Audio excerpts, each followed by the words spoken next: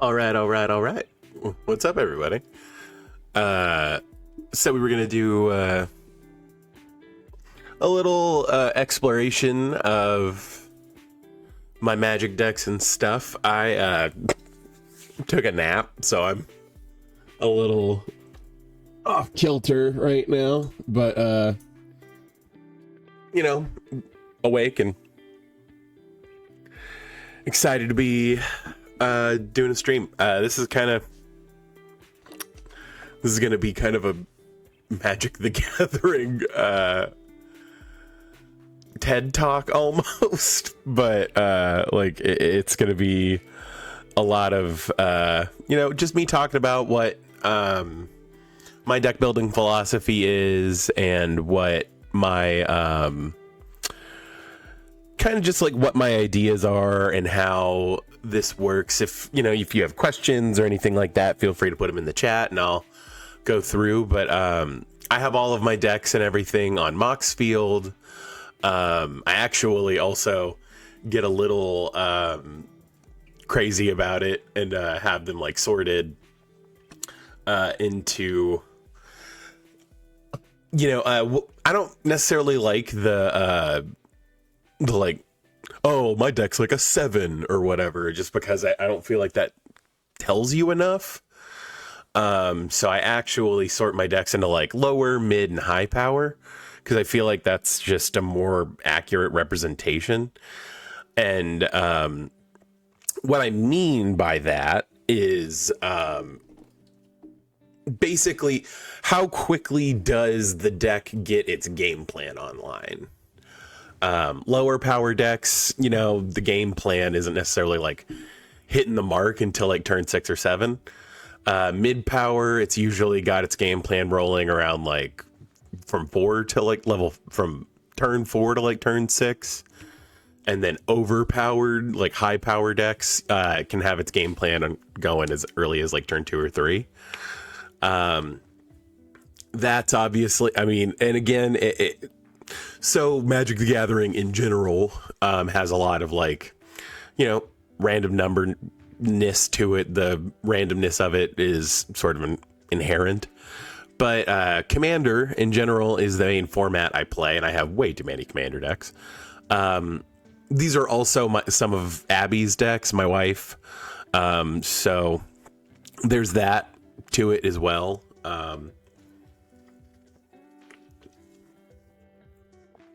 So yeah, let's get through it. Like I said, I also have I actually track all of my rares and stuff that I don't have in decks in here. I track like the cards I want to like buy or trade for. And then this is actually a great way for me to keep like old drafts of decks. If I ever want to rebuild something or like that, I've kind of got the template of what it was before, when I took it apart. I also do play Pauper, and so I've got like my Pauper decks in here. We're not going to go through the Pauper decks today, just because, if you want to talk about like 60 card formats, I can do that more. But like I said, right now we're gonna think about what decks I currently have, and then we'll get through as many of those as we can by 5 today. And then part of the reason why I put all of my decks and stuff on here is because I kind of wanted to know what the financial value of my whole collection was. And mostly for insurance purposes, to be totally honest. But so I also own like all 10 of the Ravnica guild kits and everything. So I have those on here. I think the only thing I don't have on here that I need to put on here is I have like the game night, the board game, like the board game. And I've got like, I think it was Unsanctioned is like so I need to put that on here too, but I haven't done that yet, obviously. I'm trying to think of anything else I have like pre-constructed that I have. I did make like a fairy horde deck, but like not a lot of that is, some of it is proxies, which I mean is fine. And the rest of it's obviously tokens, because like if you've never heard of the horde format, again, I could go into that and kind of explain it, but we're just going to start at the bottom and then go through, depending on, you know, interest. If people are like super into me talking about Magic and stuff, you know, I could go through like the decks I'm kind of theory crafting, because I have like, these are drafts obviously, but let's just start at the bottom and move through. We'll go through alphabetically. So I've got like 13 decks that I would call like lower power, and a few of the, well, I guess I have 12 technically, because one of them is a duplicate where I have like a price check for the budget on my budget deck. And I'll explain more of why that's that way when we get to it. But like I said, a few of these are Abby's decks, and then, you know, obviously I did build those, so I just have them all in here the same way. But let's start with alphabetically. So I think there was like a lot of negativity around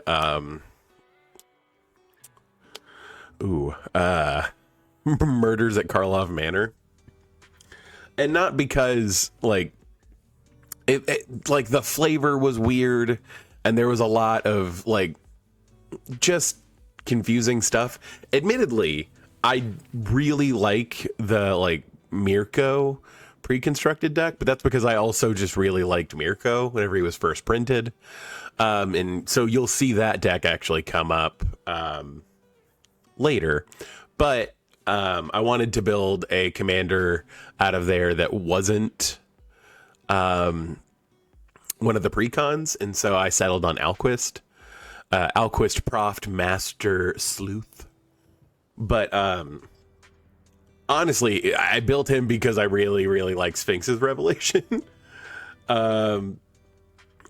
I really liked that era of Standard whenever Sphinx's Rev was like a huge control piece, and like it was just fun. But so we'll go through, and actually I'm gonna instead of just sorting it by type and everything, I'm gonna sort it by types and tags, because I'm also that anal where I went through and like put tags on all of my decks, and plus this is another way for me to check and see if I have any cards I haven't sorted yet. But so Alquist, it's a 3-mana 3/3 with Vigilance. When Alquist Proft enters the battlefield, you investigate, meaning you just make a clue token, and then you can pay Sphinx's Rev mana, so white, blue, X, and tap him.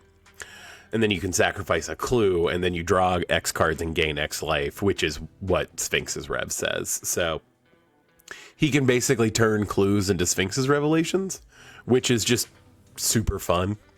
Give me 1 second, y'all. Hang on.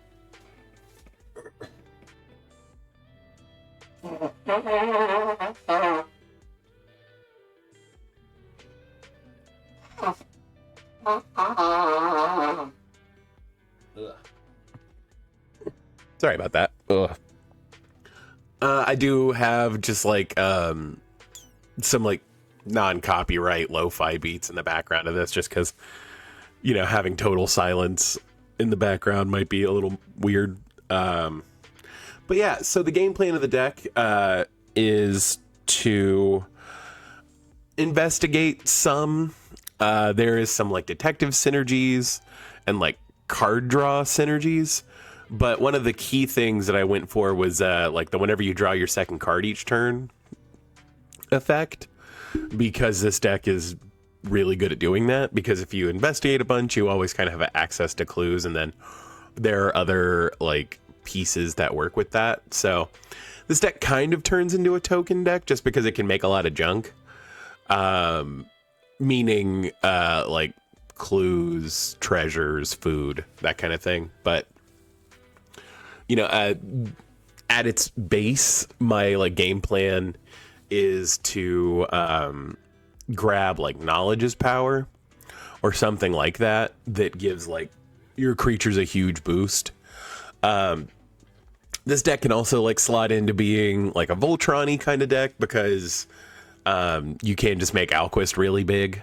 Like Prof's eidetic memory is like another sort of payoff, just because, you know, if you end up drawing a bunch of cards, it does sort of get in the way, and knowledge is power does the same kind of thing, where it can be a little bit stilted because you usually want to leave like the Sphinx's Rev option to do it at the end of somebody's turn. But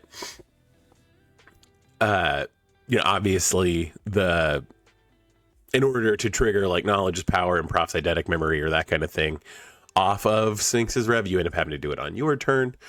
And so there are a few ways I try to get around that.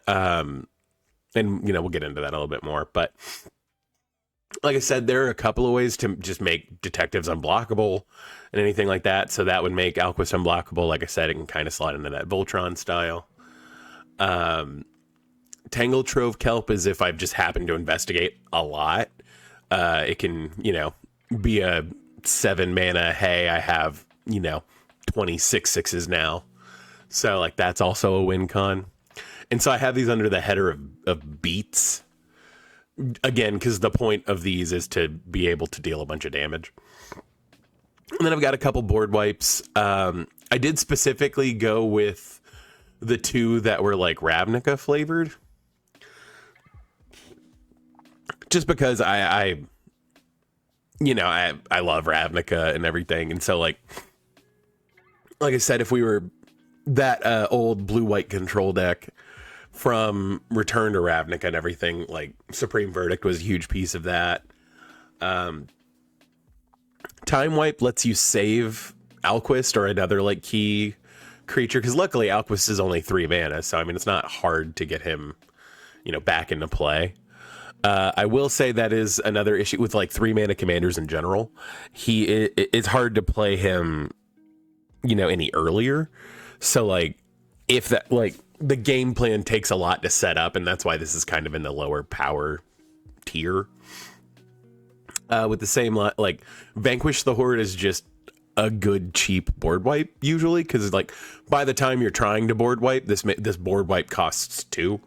So I actually just really like Vanquish the Horde. And so in my like card draw category, and I'll cover a little bit more why this number is lower, but I've only got like 7 formal pieces of card draw. One is Azor. Azor also does the Sphinx's Rev thing, which, you know, we just like. Also, he kind of gives like a little bit of a stacks piece where it makes people like not be able to answer your stuff, or you know, or board wipe between then and now. There are ways around it, but like that's just kind of like a nice bonus.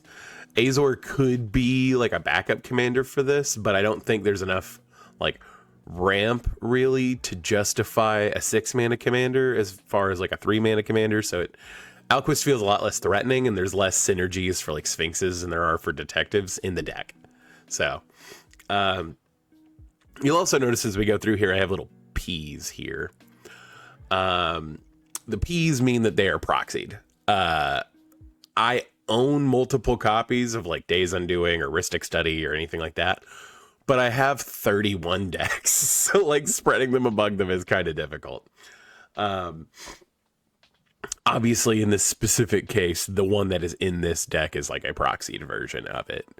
And you'll notice that like as we go along, there will be less proxies in decks, but that's because a lot of my like lower power decks are for fun. And so like most of the time, if people are like, you know, it's rare that I sit down to a commander game where somebody is like, hey, I want to play a low power game, and I'm also a huge stickler about proxies.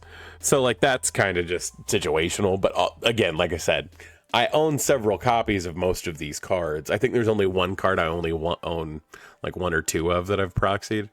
But in this case, I've you know, I only proxy cards I own, basically.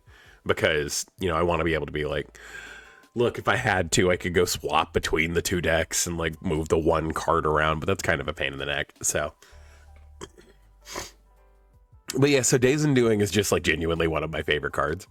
You know, it's a time twister for 3 that ends the turn, and weirdly, it doesn't synergize terribly well with like my traditional win cons, because if I'm trying to draw 7, so really this should be like an echo of Eons.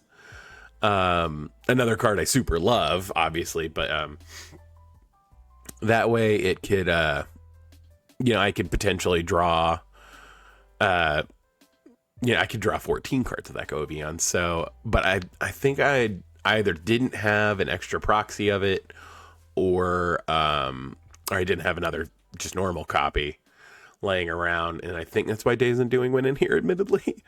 But I mean, either way, having another wheel, I love wheels in Magic anyway, but having another option for it is just really good. A similar idea with emergency powers. Admittedly, I've cast emergency powers at instant speed before. It is just really good, especially like if somebody casts like, oh, I'm going to draw like 60 cards, and then they play like one more thing, and it's like, let's reset everything.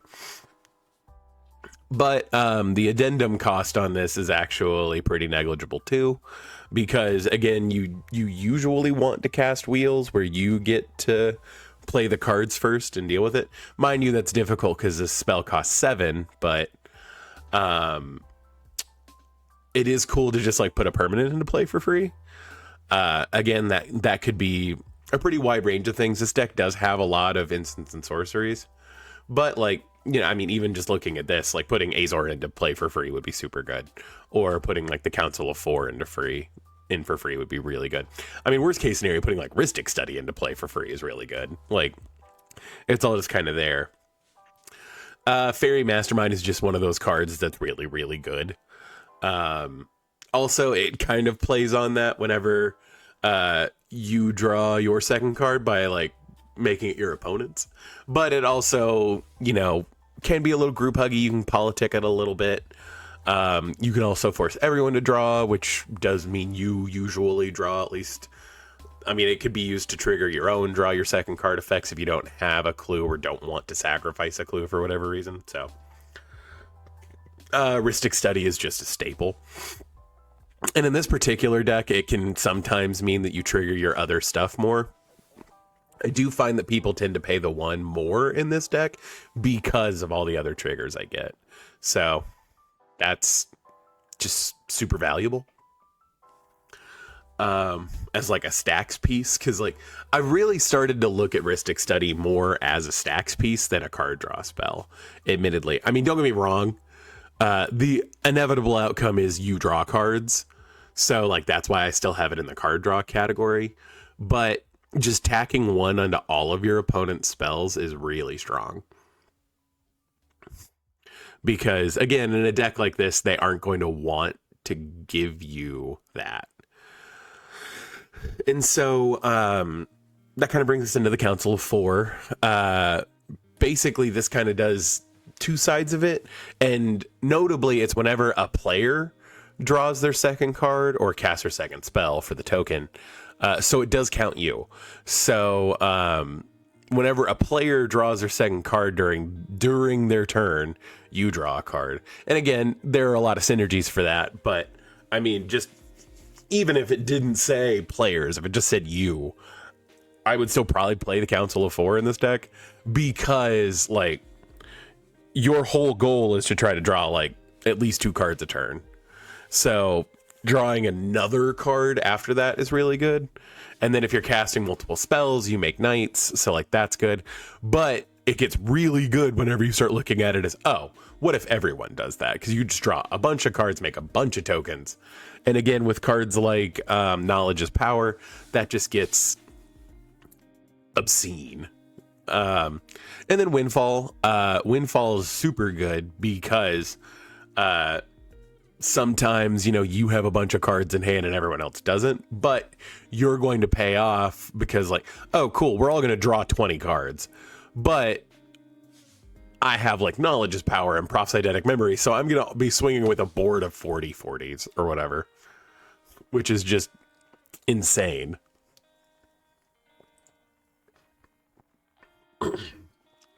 And so I tried to go a little more flavorful with counterspells too. An Offer You Can't Refuse is just like got kind of a crime bossy feel, and like that kind of fits in with detectives. Arcane Denial is just like one of those counterspells that I've started to put in every deck. If you notice, I don't have normal counterspell in here, but I do have Arcane Denial because it just feels less bad. I guess like I've noticed that my 2-mana counters need to be either super flexible, like Arcane Denial, or have some restrictions so that they don't feel as oppressive. Don't get me wrong, I think not having just normal counterspell in this deck isn't a good thing, but Arcane Denial is obviously like, it's just one of those cards I'm trying to put in more decks because it makes counterspells feel less bad. If you're like, hey, I'm sorry, I know you're going to lose out on that spell, but you are going to get some card advantage out of it, so it feels kind of a little less goofy. Plus, it replaces itself in your hand, so like... And also with, the other synergies that are like, if an opponent draws 2 cards, that automatically triggers it. So like, Arcane Denial is just super good. Confirmed Suspicion, again, just kind of fits into like the detective theme. Disallow is like my favorite counterspell. It's just so flexible. Like nobody expects you to be like, I'm gonna counter your Planeswalker's ultimate or something like that, or like I'm gonna counter your Bajuka Bog trigger or something like that. It's just really good. So I like that flexibility. In decks where I can run Disallow, and even in decks where I can run Void Slime, I tend to use it. Void Slime is just Disallow, but instead of the 1 generic cost, it's a green. So, and again, you'll see that come up because I do have a couple Simic decks and decks that have blue-green in them. So, Dovin's Veto is mostly for flavor, and so is Render Silent. I do think that they're both very strong cards, but they are in here mostly for flavor. I also just super love this, like, Isn't Mage getting caught up in all of the Azorius law binding stuff. I just think that's super cool. And so the next part, I have all of my lands and stuff separated into 2 categories: mana lands or utility lands. So these are going to be lands that traditionally just provide mana. But you'll see where like Meticulous Archive and Path of Ancestry are in here because they do something else, but like they're in here because I needed duels. But yeah, I mean, obviously we have the classics like Hallowed Fountain and Meticulous Archive are Ravnica centric lands, so like that's a huge piece.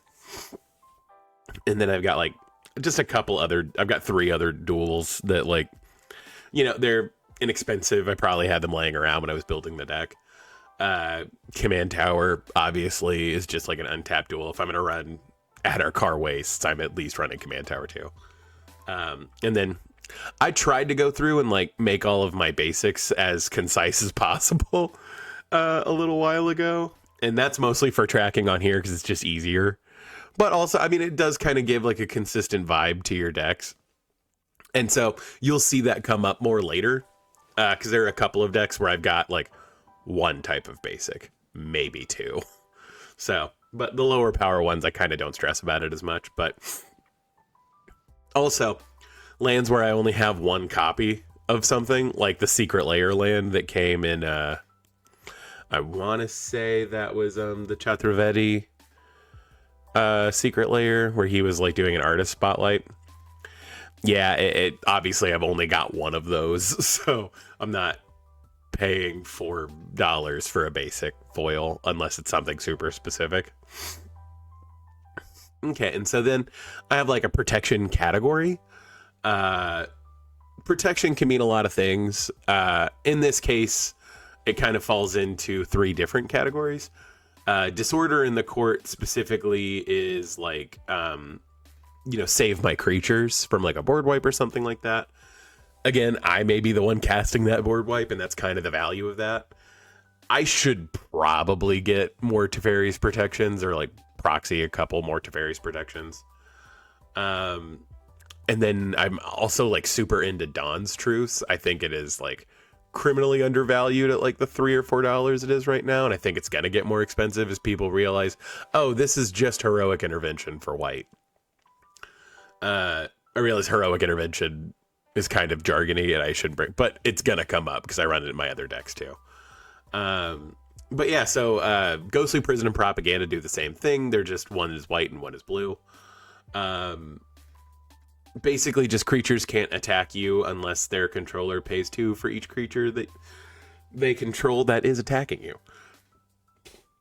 Notably, and this has hosed me in the past, this does not save Planeswalkers, but I mean, I think I have like 2 Planeswalkers in the whole deck, so it's not like the end of the world. And then Lightning Greaves is technically a protection piece. It's honestly in here because like once you get to the point where people are like, oh, this is kind of a Voltron, this is kind of sliding the Voltron-y way. Lightning Greaves is just an easy way to, play Alquist and keep him safe. But you can tell that I'm not like super like Voltron is not the only way this deck can win. So that's why there's not like also a Swiftfoot Boots in here, or like, a Whisper Silk Cloak or a Silver Shroud costume or something like that. And again, I'm sorry if I'm mentioning cards that like you may not necessarily know just off of name, but I'm mentioning them because I play them and will talk about them at some point. If it's a card that I know that I don't play, I will like at least kind of explain what it is. And like I said, if anybody has any questions or, isn't sure about like a specific card or like a card choice in one of my decks, feel free to put it in the chat. I will go through. And so this ramp package is kind of just generic. I've got, the signets, Azorius Signet also being like a huge flavor piece, but that would have gone in this deck even if it had no Ravnica flavor, because signets are just 2 mana rocks are really important. And like, I wish I had more like 1 mana stuff. Really the only way for me to play Alquist a turn early is with Sol Ring. And assuming I get the correct lands, but like, it's not the end of the world. Like 3 is still relatively early, and that's usually when I'm gunning to cast most of my commanders, unless they specifically cost 2. But the key differences here are Smothering Tithe. I usually put Smothering Tithe in the ramp category because people usually just don't pay the 2, and the treasure is here. But also we do have a couple of wheels, so like whenever you make everybody draw extra cards, Smothering Tithe becomes super good. And then, like, I have a Thought Vessel in here because, again, this deck can have a very large hand out of nowhere, so. And then I have some removal in here. I have Fateful Absence in here, mostly for flavor. Admittedly, there are better and other removal options, but like it's just kind of like Fateful Absence and how like inquisitive like Sorin is in the image, and like sensing a plot, Sorin raced to his grandfather's resting crypt, but someone else had gotten there first. Like I just like that's super detective-y in my head. So like Heliod's Intervention I put in here because sometimes you just need to gain a bunch of life out of nowhere. And sometimes you just need to solve a lot of problems very quickly. And Heliod's Intervention does both of those relatively well. They are both kind of cornery niche cases, but having them both on the same card is really good. So that's why I have that way. And then Resculpt is just solid. Like exiling artifacts and creatures is just very good. I probably do need some more sources and ways to destroy enchantments, because this deck does try to get through with combat. So having like opposing propagandas and like ghostly prisons or sphere of safeties and things like that does kind of get in your game plan. Uh, hey Nalpora, how you doing? Thanks for joining the chat. So yeah, next piece would be like I said, I have a bunch of like, and tokens in this case means two different things. Creature tokens are obviously, just a big trigger thing. So there are a lot of them, but oh, I just realized I never changed the name of the stream. You're very right. I apologize about that. Here, let me go in here and edit this. I'm super bad at that.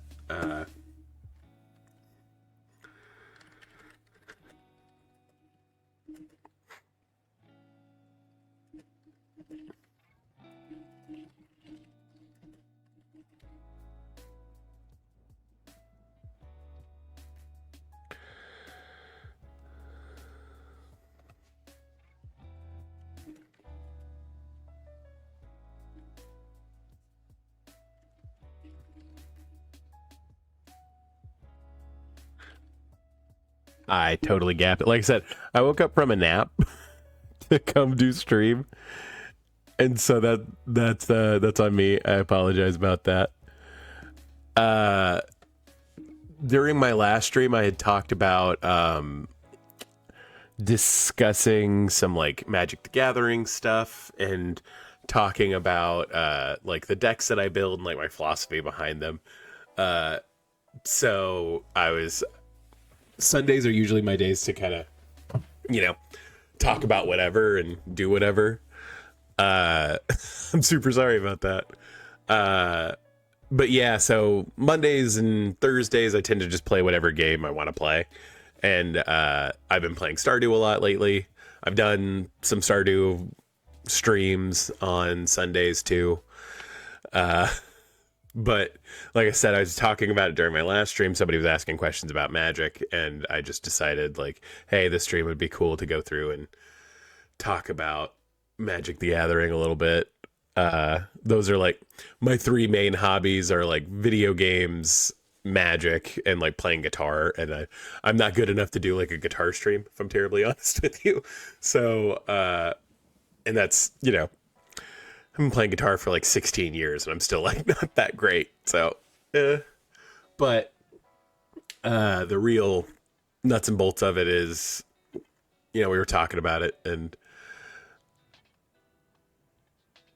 yeah, I definitely think there's a lot of crossover between MTG players and D&D players. I play D&D, love D&D.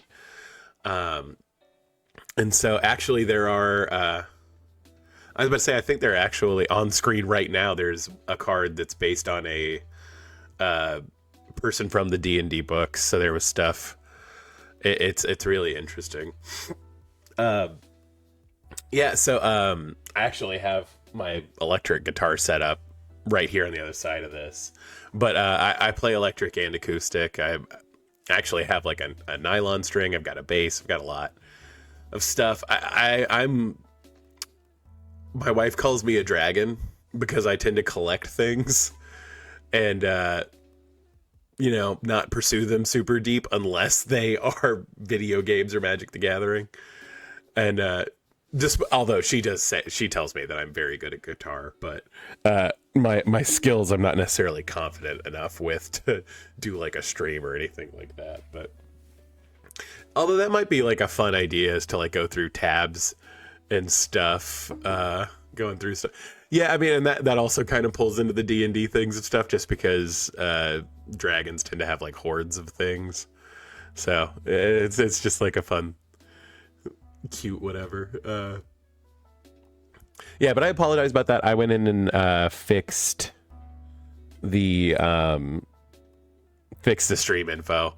I woke up from a nap and basically like turned my computer on and started streaming. So that's on me not editing it before. Here, let me see if I can. Is there a way to put like a specific tag for Magic on the stream? Yeah, I guess I need to look for category, right?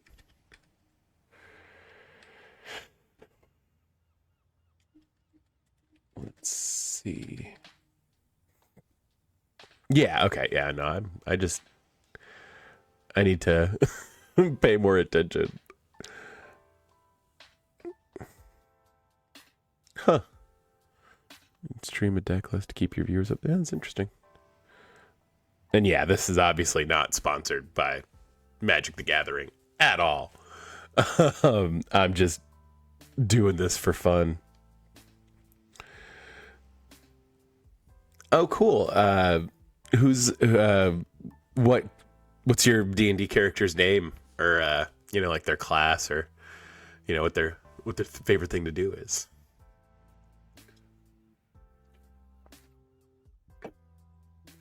Let's see. I had to kind of touch back on what we were initially discussing. So yeah, there are like two kinds of token creation in this deck. Uh, I'm slowly realizing that talking about 30 commander decks is probably going to be difficult in 3 hours. Seeing as we've spent almost 45 minutes talking just about this one. Mind you, some of that was set up, and that was me fixing the stream being wrong. So, but yeah, so basically the two kinds of tokens you're looking to make are to investigate, meaning to make clues, and then creature tokens. Because there are a lot of spells that say whenever you draw your second card each turn, you make tokens. So, I'm looking for synergies of that kind. Academy Manufactor goes in all of these kind of like junk decks where you just make a bunch of stuff. Honestly, like I said, your main goal is to make clues, but incidentally making treasure is super valuable, and like the food's there too, like whatever. But like I said, there are some situations where this deck is like, I need to gain life like right now, so having the food around isn't like a total nothing. But again, Academy Manufacturer is mostly in here to be like, oh, cool, you made some clues, let's make some treasure too. Alondra is one of those cards where, drawing a second card, she makes a 2/2 flyer, and then she has like some fun extra text that occasionally becomes relevant. Of whenever you draw your fifth card each turn, she and your drakes that you've made previously get +X, where X is the number of cards you've drawn, or the number of cards in your hand. So that is just super valuable. Faustina, she's very homebrew actually, because her DM's cool. And let's just do whatever we want if we beg. So she's a warlock and she's a living doll. That's super cool. I'm actually playing like a Hexblade warlock right now, so like been getting really into like warlock vibes and stuff. But that's awesome. As like a huge Bloodborne fan, living dolls and everything are always kind of. Bloodborne really changed my view on the ideas of living dolls and stuff like that. But I guess I also was always like a huge fan of like Evangelion, so like that kind of has like that flavor to it with Rey, and that stuff's always super interesting. So I'm sure the backstory on her is super interesting. Is her warlock patron like her air quotes owner? Let's see. And so you'll see a lot of that kind of thing in these decks where, whenever you draw your second card, you make a thing. So, like, make a Drake, make a Spirit, make a Detective. Again, because there are a lot of weird detective synergies. Make an Eldrazi spawn. Like, having ramp is nice. Make a Spirit. However, Ethereal Investigator is particularly good because whenever he enters the battlefield, you make clues. And then you also have that extra trigger. So Ethereal Investigator is like a card I usually want to hang around just because it is super good. Floodhound, honestly, I put Floodhound in here as just a way to like have something I can play early that like eventually I can turn into investigate triggers, but he's just super good. Also, like, I just like this card. It's super cute. It makes me happy. Merchant of Truth is a detective that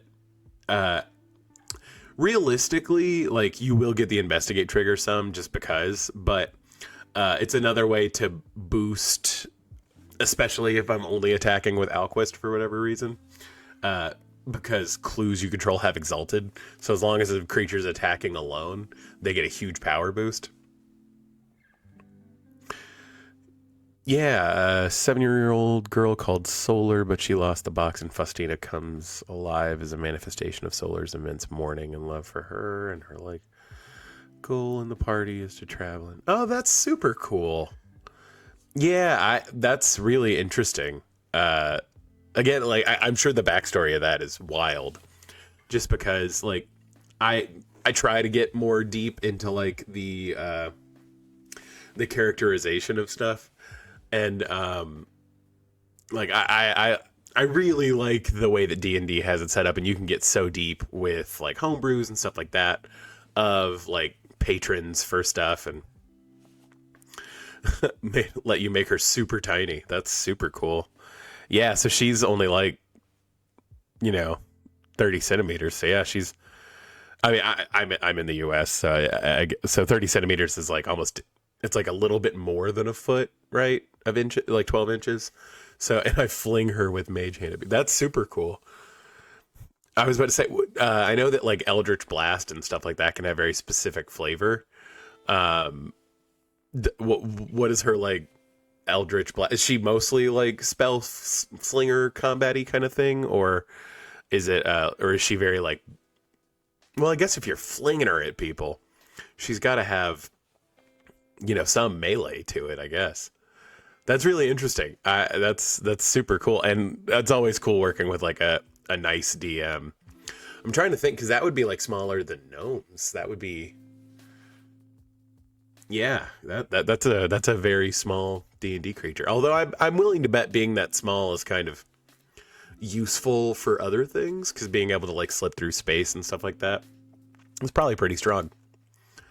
Although does your DM let you have like full movement speed too? Like, I mean, would somebody that's 30 centimeters be able to move, that much? That's interesting. It's literally Kanye. Wow. And if she raps a verse, she gets advantage on her rolls. That's wild. I was about to say, my warlock character, his patron is an HP Lovecraft like unknowable. So and he manifests in the world as like black fire, so his pact weapon and everything is like just black fire. But my character does not know his name, does not know anything about him, because kind of the whole point of the like HP Lovecraft stuff is like the unknowability of like the pointless. But it's basically I mean, if you know anything about like HP Lovecraft, like Nub Shagrath, the unknowable like mother of everything. It's super weird. Like and my DM is also like super supportive of of like, yeah, let's roll with that. That's awesome. Because like we went to the astral plane at one point, and my DM was, we were very drunk, and we ended up in the astral plane, and I was just sitting there like creating my pact weapon and dissipating it, because it was even more like on fire than usual. And like the people in the astral plane were like, he needs to leave. I was like, yeah. Has to travel either by sitting on her mage hand or by sitting on the shoulders of another party member.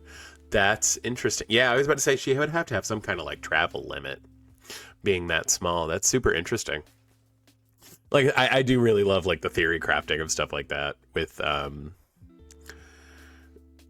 like especially like homebrewy stuff, but like just having a cool DM, like you can really like tell a story, and it's super cool. But again, kind of tying back, that D&D card I was talking about, Min is, she just makes more bodies on the ground whenever you draw your segment, and then there's some like incidental value of getting to play some permanence off of that. Like she's honestly just another way to make more creatures, but those creatures do get weirdly big sometimes, so it's like nice. Admittedly, people do tend to like, or they're like, oh, you're trying to like cheat value and stuff like that, so they'll like kill men. But like I would rather her get the axe than, you know, Alquist or one of the other pieces. Novice Inspector, again, I just wanted to have something I could play early that makes a token. It's also a detective, so it might have other value later. Officious Interrogation is just a way to investigate a bunch all at once, so that's super good. Put everything in a dex so she can dodge everything ever and never gets hit, but God, she has like 7 health. Party Giant is her meat shield. Yeah, that tracks. Yeah, having, I guess, like, again, a super small character does kind of, I want, like, does your DM have, like, your opponents, like, roll at disadvantage to hit you because you're so small in the first place, and then plus having, like, dodge stuff? Because that would be very interesting to balance. And so, yeah, Efficiency Interrogation, basically you pay its white and a blue, and then you can pay its white and a blue again to target another player. And then, again, to target the third and final player in a 4-player commander game. But, you know, you can pay it again for each time you want to target it beyond the first. But choose any number of target players, investigate X times, where X is the total number of creatures that player controls. Again, that's super good because sometimes your board just gets super wide and sometimes your opponents have gone super wide, so you can just make a bunch of clue tokens out of nowhere. And again, you've seen some of the other synergies that pay that off in the deck, so it's not like wild, but like I said, a lot of the time I'm usually just cracking them to be able to trigger the you've drawn your second card clause on things. Piper, she's also just like my favorite character in Fallout 4, and she happened to be a detective, so I was like, okay, we're putting her in here. But she is pretty good. She can put +1/+1 counters on them whenever you crack your clues, and then whenever she deals damage, you make that many things, and so she can kind of like synergize with herself and synergize other things, so she's just super cool. Prince Imrahil is another one of those where you draw a second card, make a dude. I do like these that are on 2 that do that, just because they are, you know, just a solid value piece. She has a bonus action where she can hide in another party member's pocket or sleeve, and then no one can hit her on their turn. However, she'll take residual damage if the person she's hiding in gets hit. That's, like I said, that's super interesting. Like, I would love to like see how your DM like kind of manages that, just because I like I said, I imagine that's a lot. I'm gonna say, does she go into like normal death saving throws, like has to do the passing and failing? And then so thorough investigation is another way to make like investigate triggers happen, but it also you know, has that extra benefit of like sacrificing a clue to venture into the dungeon. The dungeon is just kind of like incidental value, but it is super good. Like going through the dungeon that can net you treasure or net you cards whenever you need them is just value. I mean, it's super good. Trail of Evidence I have in here mostly for flavor. There aren't a ton of instants and sorceries, so it's not like I'm triggering this investigate trigger a lot, but it is good, and also, again, kind of fitting in the flavor of the detectives and everything. And then Wojek Investigator. Admittedly, this card might get the axe. It is a 2/4 for 3 that's just a detective that does stuff. But at the beginning of your upkeep, investigate once for each opponent who has more cards in hand than you. That probably isn't going to happen in this deck. I think I've gotten this trigger once ever. So, like, she is kind of on the chopping block, but it's still like an angel detective. Like, I don't know what would be better than that, and I think that's why I haven't cut her. And then I've got a couple of tutors, just because, like I said, a lot of the like win state for this deck is a lot of the like win condition for the deck is through like knowledge is power, or, you know, paying off like Proph's Eidetic Memory or a couple of other specific things. So being able to find that sometimes is very good. I do think this is one of those cases where I was like, I don't need both Idyllic Tutor and Enlightened Tutor. That's a little much. And I went with Idyllic Tutor because I was like, this deck doesn't need to be like obscenely obnoxious. And like, I kind of like that Idyllic Tutor is a little more restricted because, like, yes, Enlightened Tutor would inherently just be better. But I think Idyllic Tutor is better for this specific deck. I also just kind of like the visage of like a detective being ordained by God. Like, that's kind of funny. Very Spanish Inquisition. But so by that same logic, Solve the Equation is basically, you know, the same card, but for blue and for instance in sorceries. But I did include Mystical Tutor because, again, getting a wheel at the right time is super like important. Like if I just have nothing in hand, that's super valuable. There's a lot of ways in the deck to make sure everyone draws an extra card or whatever. And so like being able to pay off those, and like obviously sometimes it's like I need to find a counter spell and hold up a counter spell for my next turn or whatever. Or I have ways to draw cards, so Mystical Tutor doesn't really like fall into that same downside that it usually does, because it's like card disadvantage because you don't put the card in your hand, you put it on top of your library. But like I said, I do have both in here just because once I have the setup with like the couple of enchantments I have that pay it off, like I said, it does they are like triggered by instants and sorceries. So like that's usually the piece. And like I said, I mean, this is kind of aiming to be a lower power deck, so I didn't want to go like crazy on tutors. So I think 3 is just kind of a normal place to be. Oh, you'll love this one. Homebrew Potion. That's her main attack. It's purely comedic. It's the D40. It's a completely randomized list of 40 effects that can happen when you drink the potion, and my persuasion is like +8. That's hilarious. So you like kind of force somebody to drink the potion by like persuading them to take it, and then it's just a total random chance of whether it'll be, well, it's a 1 of 40 on whether it'll be like a good thing or a bad thing or a really bad thing. That's super cool. Yeah, and then so like utility lands, I do have Archway of Innovation in here. That's slowly becoming like one of my new favorite cards, just because it is like, it's not always great, but like the line for inclusion is so low. It's like, oh, sometimes this just lets me cast like a 6 mana spell for 2. And it's like, yeah, that's pretty good. Gates of Istfell is in here because it does a really bad impression of Sphinx's Revelation. But again, the barrier for entry is pretty low. I mean, it enters tapped, but like, that's cool. The spell ranges, or the potion ranges from like dies immediately to ascends to the astral plane, becomes a higher being. That's hilarious. How many times can you use this potion like in a game or combat? Is it just once, or is it like, you know, something you can have multiple vials of?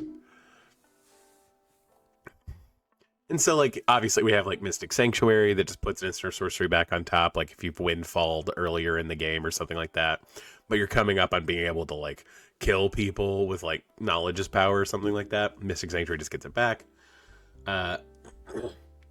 Reliquary Tower for obvious reasons. Weirdly enough, 6 people have become pickles from it, which is a lot. Yeah, that again, you figure in a random of 40 effects, it's a lot of me going, please don't let me die, please. Yeah, I'm sorry I missed this one. And then the DM going, oh look, suddenly sunbeams have peeked through the trees, bringing with it love from solar. Your one-hit murder has been reversed. And then, yeah, then we're talking about the potion. Weirdly enough, 6 people have become pickles from it. That's kind of great, actually. Did somebody, like, flip over the pickle they turned into with a screwdriver, or is that, you know, too close to Rick and Morty? Rogue's Passage, again, just another way to make stuff unblockable. This deck does end up not caring as much about having colorless sources.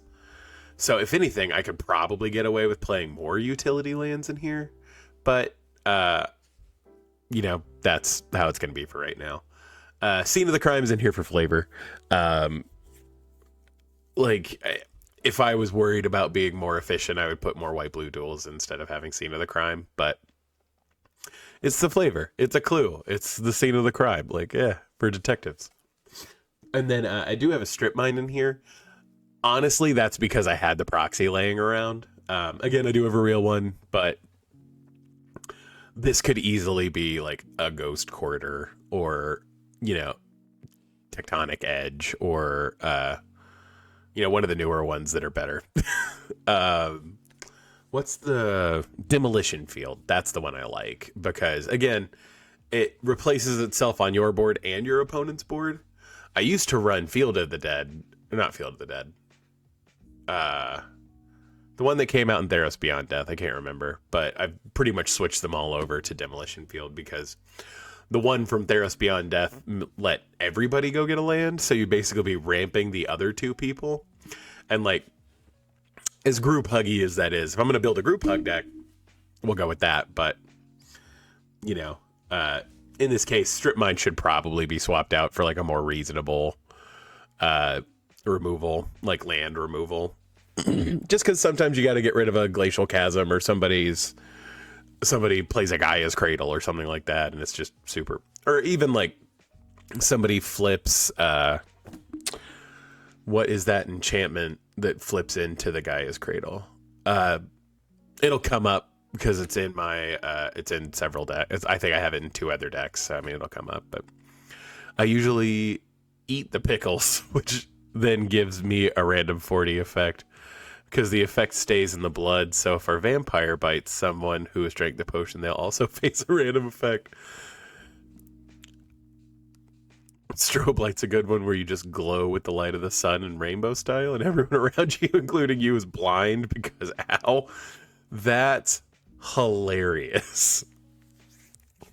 Like, I love that, like, it stays with you, so if you, like, consume any part of the person after they drink the potion, you also have to take it. That's great, especially because occasionally it's just like, oh, I diagnose you with dead. That's super funny.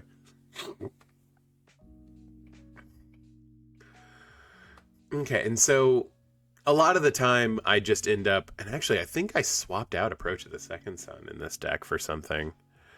So I need to go look at that actually, because I want to say I took something out for that.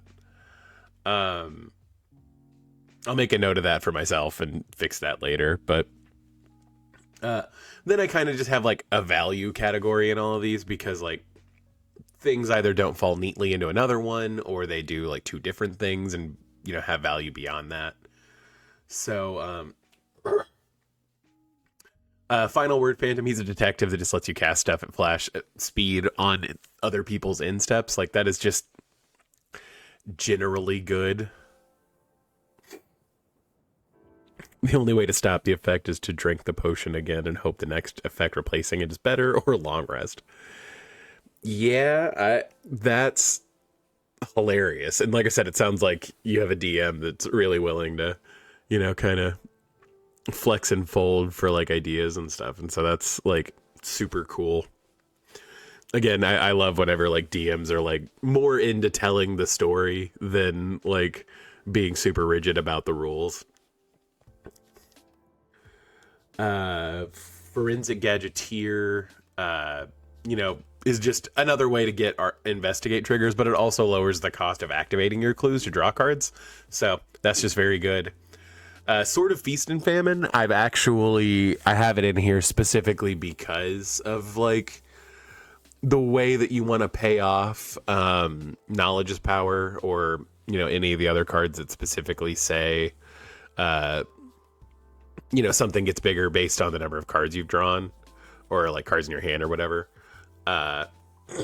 Sword of Feast and Famine basically lets you hit somebody and then untap your lands. So like making your opponent discard a card's kind of in the middle, but it lets you basically get 2 of those effects sometimes, and plus like the protections, not nothing. So, and then you'll find a lot of planeswalkers end up in the value pile because they do so many different things. Teferi, obviously, he lets you draw cards and untap lands, so that just fits cleanly into the strategy. But he's also removal, so like that is also very good. I don't think anybody has ever let me ult him for obvious reasons, because again, this deck can draw a whole bunch of cards, meaning, you can just wreck people. But yeah, so that's Alquist. Like I said, I need to go in and look at Approach the Second Sun and see because I'm pretty sure I took it out, because it's like, don't get me wrong, it's a fine win con, but like I don't think it's necessary in like a lower power deck. So one time someone got pickled and then drank it again and got uncontrollable urination, so they just left a pee trail behind them everywhere they went and were constantly wet and sad. I really want to see this list of random effects, actually, because I'm sure there's some just crazy stuff.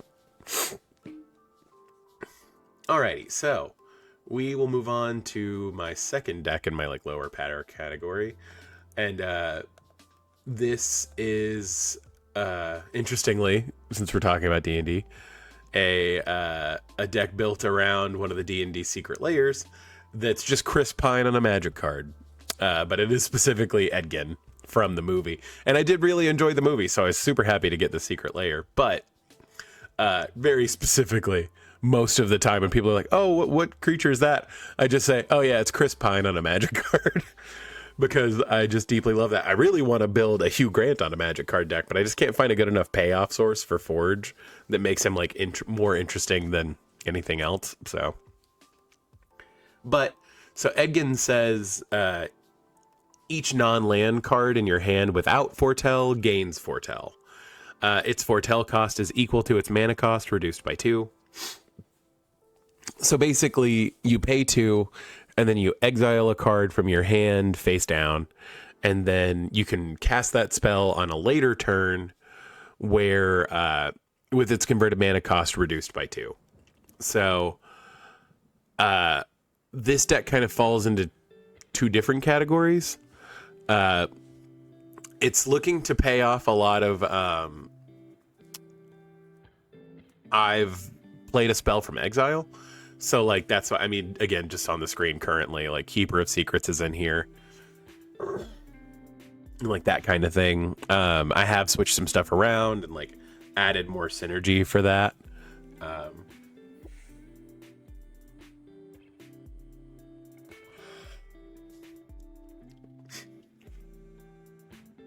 And then this deck also kind of gets into, I'm going to make 2 separate hands for myself. So you'll have a bunch of cards that have been foretold. And so that's like a second hand. So like it's trying to dump as much as it can into that like exile zone and then get a new hand. So there's more wheels in here. And you'll find that I just really like that effect in general in Magic. So obviously, like I have a Jace's Archivist in here because it's just like a repeatable wheel effect. Again, if I'm going to be dumping most of my hand into exile, if I get a new hand, that's just more cards I have. So that's just super valuable. But yeah, so we'll put this into types and tags and then look at how I have everything tagged out. But like, it's not very good at board wiping. So like I have Blasphemous Act mostly just, as like a oops. I mean, there's very mildly inconvenient ones like Mage Foot, where your mage hand is now a Mage Foot. That's super interesting. Like, I imagine there's some that are just like, oh, this does nothing to me, whatever. And then there are some that are like debilitating. I mean, like I said, if you could just die randomly, like that's very unfortunate. I'm assuming that's the natural one on the D40 roll.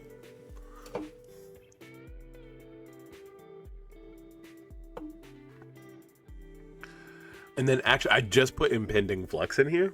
Again, if the whole point is to play a bunch of stuff from exile, Impending Flux gets much better. And like, there are foretell synergies in here, and casting stuff from exile is obviously very good. So plus this is like a one-sided board wipe, and it could possibly kill somebody. So like it's just very good. But I just put it in here, so I haven't actually gotten to play it yet. But I love one-sided board wipes, and that'll come up a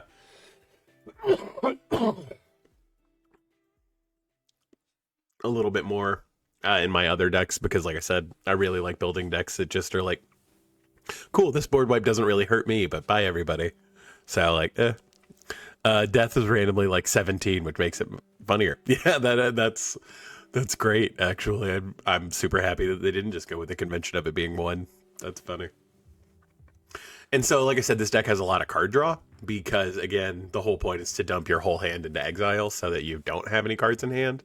So refilling your hand to put more stuff in exile is just inherently a part of it.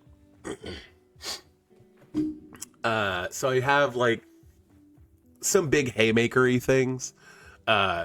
Foretelling Ancient Silver Dragon and then casting it for 6 later is just really good. I don't have a lot of like haste synergies per se, but a 6 mana 8/8 is just really strong in general. Plus drawing a bunch of cards is really good. He also has the "you have no maximum hand size for the rest of the game" text, like if you hit somebody, so that's just solid. Echo of Eons, like another board wipe or another wheel, like I said with Days I'm doing.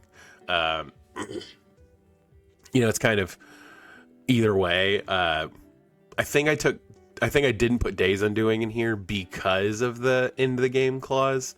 I do have, there's only like one way to foretell stuff on other people's turns right now. So Jace Archivist, like I mentioned, is having repeatable wheels. Jessica's Will, you do want ways to produce a lot of mana very quickly. So Jessica's Will just does that. And also it synergizes with the rest because you exile the top 3 cards and you can play them. So like that's just value. Mystic Remora and Rhystic Study are in here for, you know, obviously just refilling your hand. Mystic Remora is just like such a low investment. And this deck plays very patiently. And that's why it's in like the air quotes lower power, because like it's not going to get its game plan rolling for a long time. It's just trying to bide its time. So like Mystic Remora and Rhystic Study are fine because they just kind of provide inevitable value. Reforge the Soul is another wheel.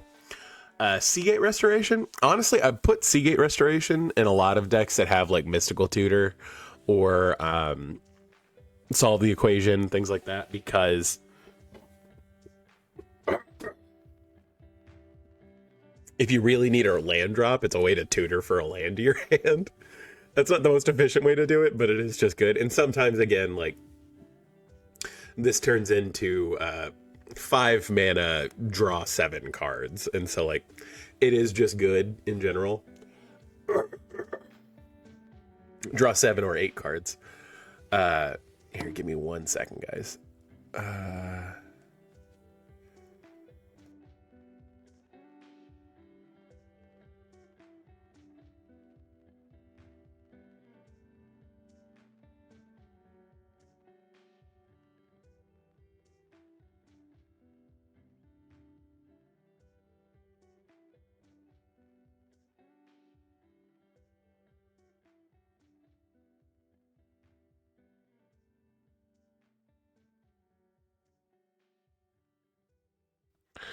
All right, sorry about that. Okay.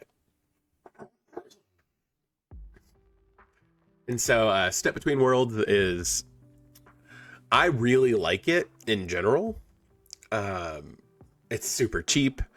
It like money wise, I'm fine paying 6 mana to put it in exile so that we can wheel later for free. Like that's totally fine by me. It does exile itself, but like whatever. So does Time Reversal, and I'm running Time Reversal. But I also like that if somebody doesn't want to wheel, they don't have to. Because I find that that's most of the feel bads with wheels, is that people are like, oh man, I really liked my hand. And it's like, in this particular deck, I don't care if you wheel. I just need more cards in my hand. That actually brings us to Temporal Cascade, which is a sneaky mean card. So for 9 mana, or really 7, because again, I'm going to be foretelling it. It's a wheel, but if I have enough cards in exile where I don't care about having a hand anymore, or I have a way to draw a bunch of cards outside of what I would have, I can just make it to where each player shuffles their hand and graveyard in their library. And so I still have a hand by virtue of having 2 hands, but then my opponents are just top decking, and that's super strong. Like, I have not done that yet because it's really mean, and it's like the one like truly like mean card in the deck. I keep doing air quotes, and like I need to bring my hands up to do it, but I use air quotes a lot, admittedly. So if we continue to go through like Magic decks and stuff like that, you'll probably see me do that more. And then, like I said, Time Reversal is just another wheel. It exiles itself, but like I said, I'm usually casting it for 3 out of Foretell, and I love anything that's like basically a Time Twister, so cool. Time Spiral is Time Reversal for 1 more mana, but you get to untap your untap lands.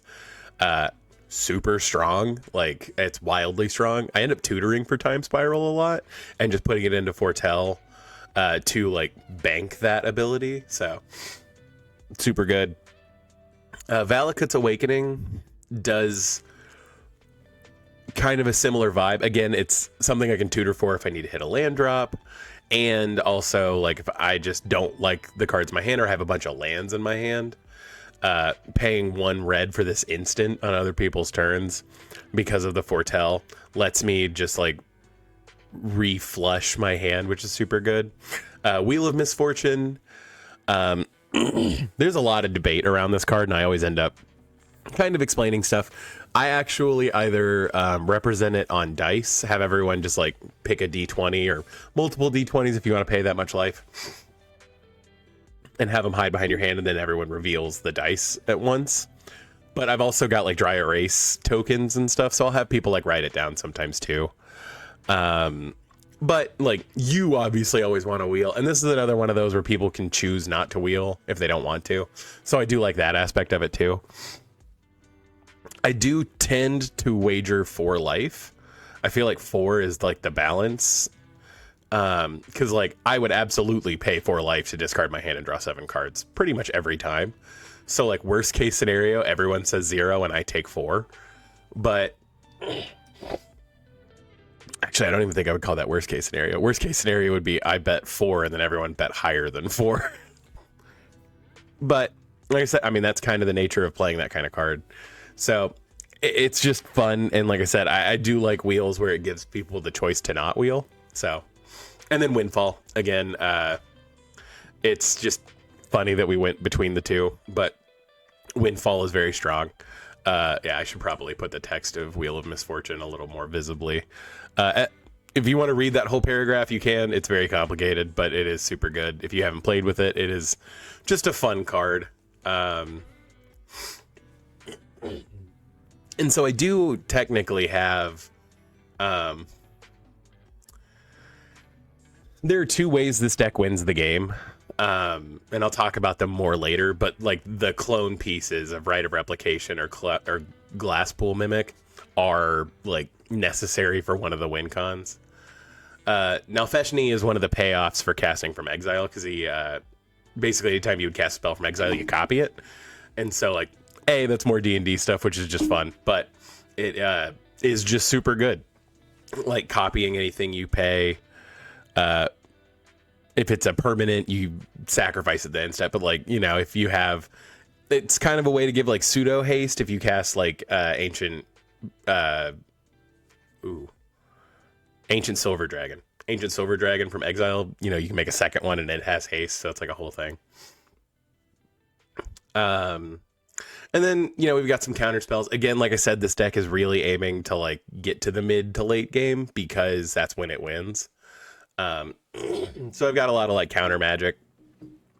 However, most of the counter magic is in here for like a specific reason. Arcane Denial, like I said, is just a card that I have been putting in more decks because it's a less feel bad counterspell. Disallow is my favorite counterspell, so I put it in most of my blue decks. So Insidious Will. Insidious Will has several modes. I don't think I've ever not just countered a spell with it, but with Edgin, it turns into counterspell. And so, like, I don't mind counterspell as much if I have to jump through a hoop for it.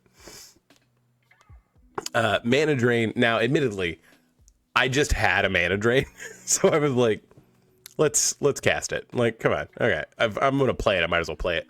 But, usually I'm trying to counter the most expensive thing I can to add a whole bunch of colorless to my pool and then dump a bunch of stuff into exile with Edgin's giving stuff foretell. So, like, that is in here for a very specific reason. Mystic Confluence is kind of in the same wheelhouse as Insidious Will. Again, foretelling it and then being able to cast it cheaper later is just really strong. A lot of the time, early game, you are going to be countering spells with it just because, paying an extra 3 on like turn 5 or 6 is really hard and unlikely. But like later in the game, being able to bounce like blockers or draw cards is just really strong. Similar vibe for Sublime Epiphany. It's just more that this card does a whole lot. I think the last 2 times I cast it, I didn't use either of the counter abilities on it. But it does have both modes where counter target spell and counter target activated ability or triggered ability. So like we love that.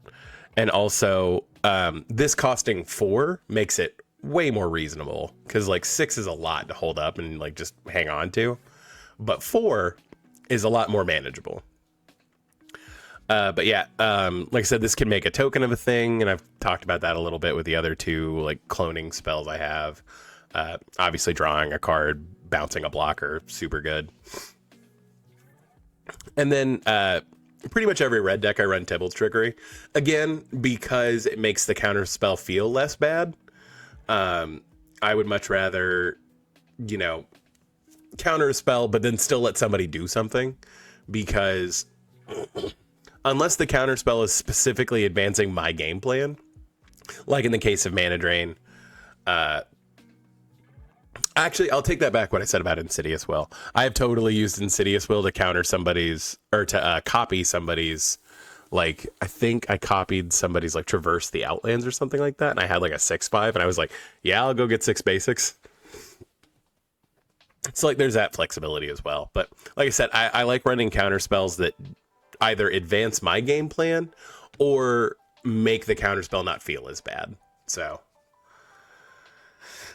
yeah, I've added a couple of things specifically for like dealing damage. So like I said at the beginning, Keeper of Secrets, whenever you cast a spell from anywhere other than your hand, deals damage equal to the mana value. Memory Worm just deals 2 damage to a player whenever you cast a spell anywhere from other than your hand. Passionate Archaeologist specifically gives your commander the text of whenever you cast a spell from exile, this creature deals damage equal to its CMC. And then Unstable Amulet. I actually like just put this in here because I was like, pinging everyone for 1 for every spell I play from exile is solid. And also it does, exile you a card and then you can cast it, which is like just solid. There is no other energy synergy in this deck. So it's literally pay 2 mana, draw a card, and then you just have the static effect of dealing damage. So like that's fine. I can't complain about it. I do have literally 1 extra turn spell in this deck. And that's mostly because I bought the Frank Frazetta Secret Lair and absolutely love the art of this card. And like I said, there's not a lot of haste enablers in this deck. So we kind of get around that by taking an extra turn. Obviously, again, if you can exile this super early and then Temporal Manipulation, the turn where you've put out a bunch of creatures and you're ready to go to combat, Temporal Manipulation basically says take an extra combat step.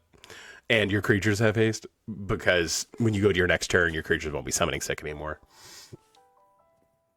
Foretelling is kind of a niche thing, and so Cosmos Charger is like one of the few cards that like lets you be able to foretell on other people's turns.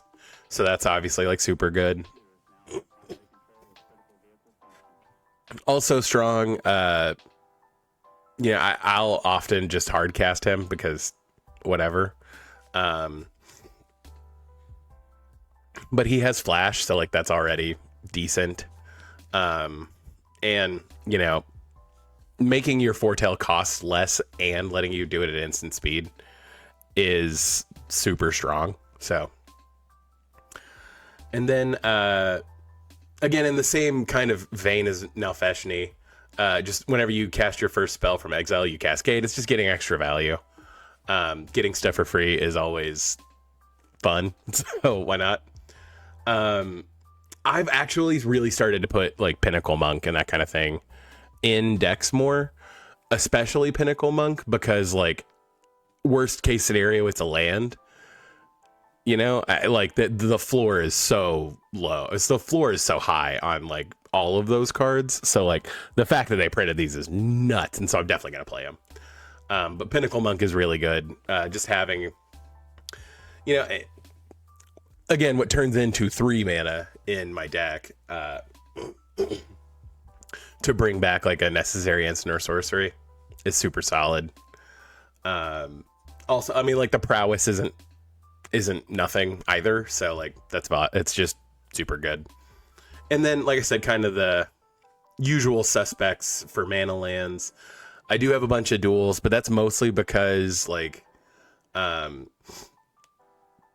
red and blue is like my favorite color pairing. So like I said, I'm deeply intending to get a tattoo of like the original Is It Signet art, like right here, because it's my favorite, and I kind of want to get a magic tattoo. I don't have any tattoos right now, so this is all theory crafting, but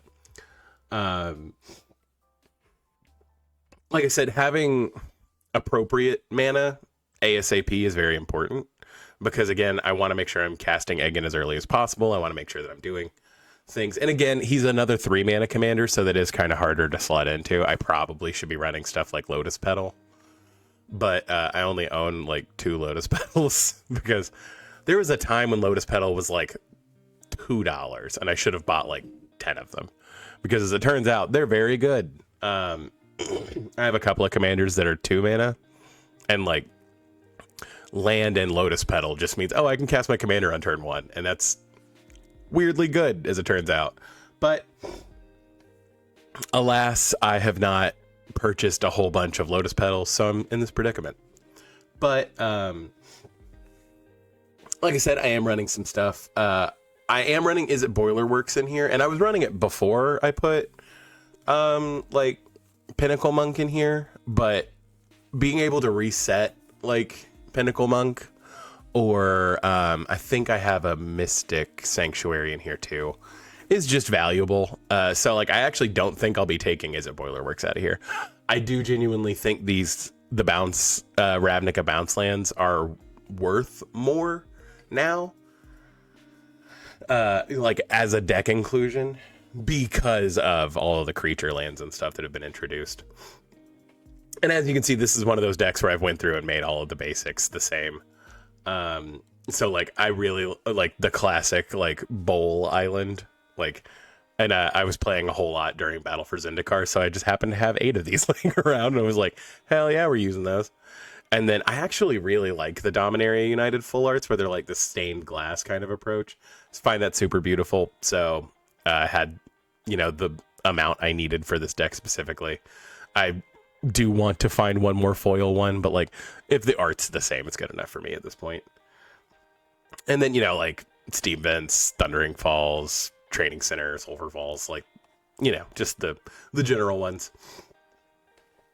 And so as far as protection goes, I do have a crawl space. Again, we're trying to not die early, and like Edgin does have that goad clause, but consistently casting 2 spells each turn when you're also trying to dump everything into Foretell is difficult. But That's why we run stuff like Crawl Space, where it's just, you can only attack me with 2 dudes. Don't get me wrong, if those 2 dudes are very tall or have trample, like, I'm in trouble, but I can usually do something about that. And then Propaganda for the same reasons. Like, it just deters attacks. So, and then Lightning Greaves. Edgin doesn't get removed a whole lot. Usually by the time people realize Edgin is a problem, I've already got stuff in my exile zone where I can cast it for Foretell, because it's not like they lose Foretell when he dies. So, like, that's a whole piece of it. But Lightning Greaves I have in here. Again, like, there's not a whole lot of ways to give haste. So, I mean, there are, obviously, like, in the canon of Magic, but I don't have them in this deck. And Lightning Greaves is one of those cards that's just, like, for pure utility, it's very good. Like, I mean, and I mentioned it earlier, like, Ancient Silver Dragon having haste is very strong. You do want to protect some of your, like, specific pieces. And again, we'll talk more about that once we get to the tokens section. But again, it's not like a main synergy, and I do have enough counter spells and stuff like that. So, like, I'm not also running Swiftfoot Boots in here for the same reason. So, all right, and then ramp. So, like I said, this deck is trying to make a lot of mana out of nowhere very quickly sometimes. So, like, having Brass's Bounty or Mana Geyser is that kind of vibe. It's just super valuable to sometimes be like, oh, cool, I'm going to make 18 red right now. Because then I can, I can usually get away with, like, I'm going to foretell, like, 4 cards and wheel in the same turn. Like, it's just very strong. Brass's Bounty, kind of the same deal. Usually I'm not going to have, like, 20 lands, but I'll have, like, 8 or 9. And so, like, especially if I have foretold it. So, like, 5 mana make, like, 9 treasure is pretty good. Especially if I have, like, the other synergies. And then, like, also it's just a big dumb spell I can cast from exile. It lets me do other big dumb stuff. So with the other synergies I have, Brass's Bounty is just super good. I do have an Everflowing Chalice in here. Because worst case scenario, it's a 2-mana rock that taps for 1. But, best case scenario, I put like 8 mana into it, so it adds 4 mana, so I can foretell 2 cards off of just this one thing. So, like, I've noticed it's good in a lot of, like, corner cases and stuff. Liquid Metal Torque is one of those cards that I put into a lot of decks just because, again, worst case scenario, it's a 2-mana rock that taps for 1. But it also occasionally, like, has additional value of being like, oh, that's an artifact now, and I have a Resculpt in my hand. I can exile your, enchantment because I made it an artifact and then exiled it. Or, like, if somebody's like, I'm going to destroy all artifacts and enchantments, I can be like, cool, I'm going to turn your most important piece into an artifact so it also dies. Like, it's not... The corner cases where it's very good are middling, but the floor of it is it's a 2-mana rock for 1 that adds 1. Or it's a 1-mana rock for 2 mana. So, like, that's just inherently good. So, and, I have, like, the usual rabbles, the talisman. Like I said, I deeply want to get this as a tattoo. So, obviously running as a signet. And so, as far as, like, removal goes, I'm actually a little light. Again, because I'm mostly trying to, like, protect myself. But, Chaos Warp and Wild Magic Surge, again, kind of the same thought process with counter spells. I want them to be, A, flexible, and B, make it to where it's not as much of a feel bad. But then if you want to talk about feel bads, I immediately have, like, 3 relatively big feel bad cards. So it's like, But Psych Rift obviously is super strong. Again, if we're trying to win through combat, being like, cool, nobody has any blockers, is obviously super strong. Devastation Tide, admittedly, is more of like an emergency button than anything. Devastation Tide obviously super hoses like token decks and stuff like that. And then I have River's Rebuke in here mostly because it's like, okay, I really need to kill one person. So it's like, okay, I'm going to River's Rebuke just you and then just attack you, and then this game is over. Like, River's Rebuke is just funny, especially if you are getting to cast it for 2. Admittedly, because Overload is an alternate cost of Cyclonic Rift, you can't reduce like the 6 and a blue with the Portel. So actually, I don't think you can even cast it for its Overload cost from Exile if it's Foretold. So, because you have to pay its Foretell cost to cast it from Exile. So admittedly, Cyclonic Rift, very strong card, not something I'm going to be exiling, but that's fine. I just have it in here because it is a very good card. And so, like I said, we were going to talk about like the win con for the deck. Like I said, obviously, just doing like chip damage with everything, like me casting spells from Exile is going to inherently lower some health. That is one of the things I've noticed with a lot of my like Izzet decks, or mono red decks in general, is that one of the biggest issues with this deck is life gain. I do kind of have to like stop you from gaining a bunch of life because it becomes super hard for me to win. A lot of the time, like, that can be meted up by like, oh, I could win with my commander, but my commander is like a 3/3 and I don't really have any synergy to make him bigger. So it's like, I kind of have to stop you from doing so. That's why there's a fair amount of counter spells. I should probably run a couple of ways that make people not gain life, because there's not a lot of life gain in this deck. So like, not going to hurt me to turn that option off for people. But again, I find that to be kind of mean. And one of my like air quotes lower power decks already does that. So it's like, I don't necessarily want to like blend too much. Plus having access to blue, again, I do have counter spells and stuff like that. So whatever. Obviously if I were in black or anything like that, I could run, stuff that sets people's life total to like specific amounts, but we're not in black for this deck. So, whatever.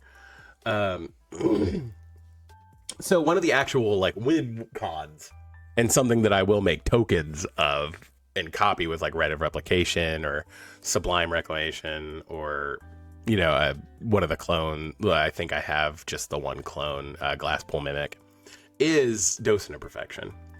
So specifically not Docent of Perfection, but Docent of Perfection says whenever you cast an instant or sorcery, you make 1/1 blue human wizard. And then if you have 3 or more wizards, you transform him. So his transformed side is a creepy Eldrazi. So Final Iteration has that same whenever you cast an instant or sorcery text, you make a wizard. But then he also gives wizards you control +2/+1 and flying. So I usually try to flip him and then make a bunch of copies of him. So if I, Rite of Replication him, which is, again, usually how I do it, I would have 6 Final Iterations, meaning my creatures are getting +12, my wizards that I've made are getting +12, +6. So like, that is a very large force that can just deal a lot of damage out of nowhere. But I mean, even only copying him once makes it super scary, because like having, a bunch of 5/3 flying wizards is pretty scary, like out of nowhere. But because of like that kind of synergy, it is very strong. Similarly, I have like Ovika and Shark Typhoon, because again, it just poops out a lot of guys. This deck isn't super creature focused, so like getting the non-creature value from Ovika and Shark Typhoon is very strong. Docent of Perfection obviously is very good because it puts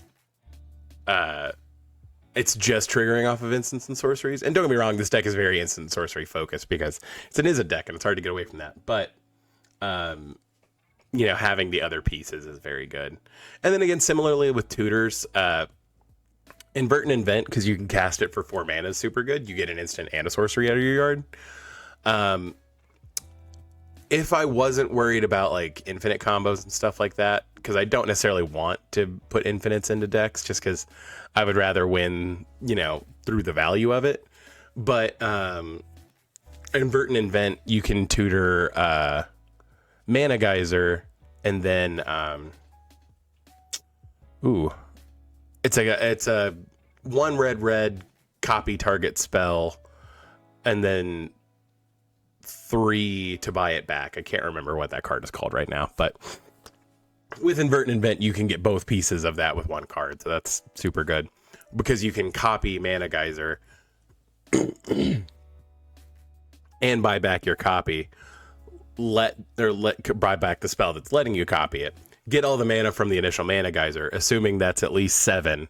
You can then cast your copy again, copying the original Mana Geyser, and then infinitely make, more and more mana. But yeah, so I mean, that's an obnoxious thing that I'm not currently doing in this deck, but mostly because like I've really only got like one X cost thing in the deck, and it's the cycling cost of Shark Typhoon. So it's like kind of not how the deck's trying to win. So like that's also why I don't have that combo in here. But being able to tutor for an instant or sorcery, very strong. Or being able to tutor for an instant and a sorcery, even stronger. So, but I mean, again, Mystical Tutor and Solve the Equation are both in here for that reason. Again, sometimes Invent I'll cast for 4 just to get a land drop and then another spell. Because like, oh, cool. This is the only card left in my hand. I'm going to cast this, get a wheel and a land drop, and then play it. Like, it's super good. So, and then so like some very specific utility lands. I do have Command Beacon in here, just because, especially later in the game, Eggen costing like 7 or 9 is prohibitive to you being able to put a bunch of other stuff into Foretell. So kind of necessary every once in a while to be like, okay, I need to just have him back in my hand right now, so that I can foretell other stuff and get my game plan back up. So Command Beacon is very much so, and I'm already losing and we're getting into the late game. But, again, the floor is pretty low, and like I don't mind having colorless sources as much in this deck because I'm cool with dumping stuff into Foretell. And then, we've got like the basics, go get lands. Like I said, I always try to run at least like one Ghost Quartery kind of effect, because sometimes you've got to deal with a Glacial Chasm or somebody having a big thing. I honestly run High Market in most of my decks. I also just really like the old gold border printings. I obviously have non-gold bordered printings of High Market, but I think there's 2 cards I'm running across my decks that I only own the gold border copy of. But those are very specific cases. No, it's 3. It's 3. But that's because their reserve list cards are wildly expensive. And High Market is not. They've reprinted High Market a lot. I just like the gold bordered one.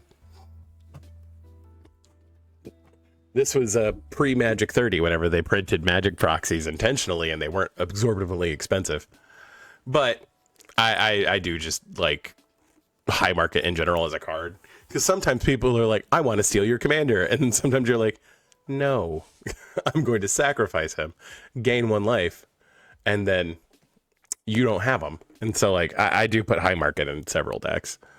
Like I said, there's not a lot of I don't really like taking things from people, so I'm usually not going to be like high marketing someone else's creature that I stole from them or whatever, but that is something you can do. I'm just saying you'll see that come up in a big way on some of my like higher power decks, just because I don't really like taking stuff from people, and there are easy lines to go about doing that with a commander, and I choose not to do it. Carekeep is just a land I like because it can make dudes make chump blockers. For, like I said, you're trying to get to kind of that mid to late game, and just being able to be like, oh, you're swinging a 6/6 at me, I'm going to block it so that I don't just soak up 6 damage and last a little longer. So, again, we don't have a lot of ways to gain life, but we do have a lot of ways to kind of like stretch our life total. So Carekeep is one of those. Mary Landscape just goes get lands. I talked about Mystic Sanctuary earlier. Otawara is actually another... I think I own 2 copies of Otawara, and I wish I had like 12 because it's so good. I mean, again, the barrier to entry is so low because I mean, worst case scenario, you play it as a land that taps for blue. But even if Eggin's my only legendary creature, like paying 3 mana to save something or remove something is just super good. So it's like hard to be mad about that as far as cards go. But again, that's another reason why like I think Is It Boiler Works and like the other bounce lands are worth running now more than they were, because like we do have these utility lands that do a thing if they're in your hand. So if I have Otawara out and then it's now like late game, I have like 8 or 9 mana to my name and like no real concerns about going down on one, like not even really going down on one land, but like having one less land out, I'll play like I'll bounce Otawara back to my hand to have the option for removal later. And then Scavenger Grounds is another one of those cards that I've really started to put I put in a lot of decks because again, the floor is so low, the ceiling is like, oh cool, I stopped a graveyard deck from being able to win. Like it's just very strong. And so in decks where I'm like, I don't mind as much having a bunch of utility lands, Scavenger Grounds is one of those cards that just kind of sticks around.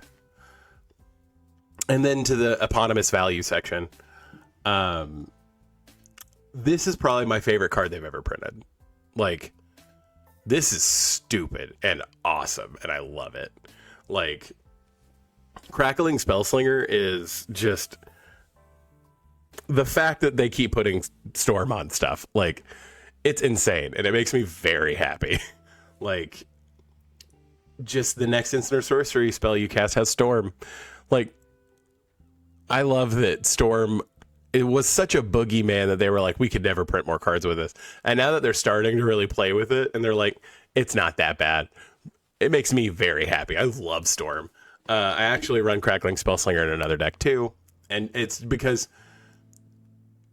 she's wild. Like she's wild, and like imagine like if I can, because I have like inherently having stuff in exile with Foretell and everything is cost reduction, so I can usually play like 3 or 4 spells in a turn.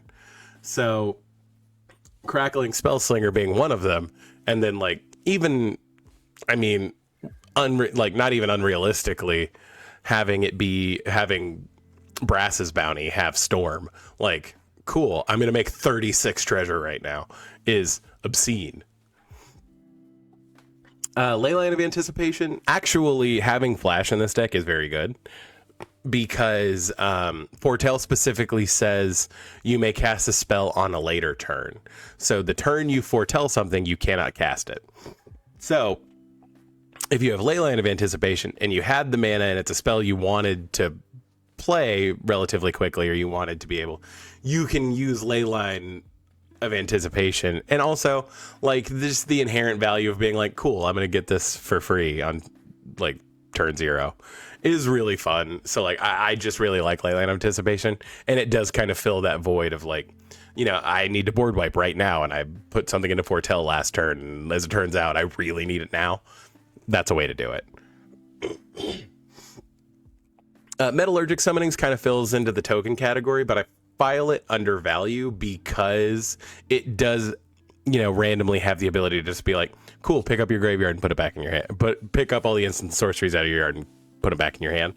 That's just super strong. Like, so I do really like Metallurgic Summonings. I feel like I've started to take it out of more of my decks, which like is just power creep. Like 5 mana is a lot for this effect, and for it to only do that one thing and then eventually you get other value out of it is kind of slow. But like I said, I do just genuinely like this card. Party Thrasher does a lot. It can give you like not necessarily card advantage, because you are still discarding a card to have 2 options, and then you end up not being able to even use one of those options. But honestly, he's in here because he gives your spells you cast from exile Convoke, and that's super strong. And the second bit of text is there for I really need to draw something useful. And so like I'm willing to make that choice of like I would be fine not having this as an option to be able to do something right now. And then Thunderclap Drake. Genuinely shocked this card is only $3. It's so good. It's less restrictive cost reduction than like Goblin Electromancer or something like that. And you also have the ability to copy a thing. And not only do you copy it, and it is only a thing you cast, but whatever. You copy it for each time you cast your commander from the command zone, which is super strong. Like, again, I mentioned it earlier, but like sometimes that can be like 7 or 9 mana. So if I've cast him 3 or 4 times from the command zone, I will gladly pay 3 mana to copy a spell 4 times. Like, that's nuts. So, but that's Egan. Love him.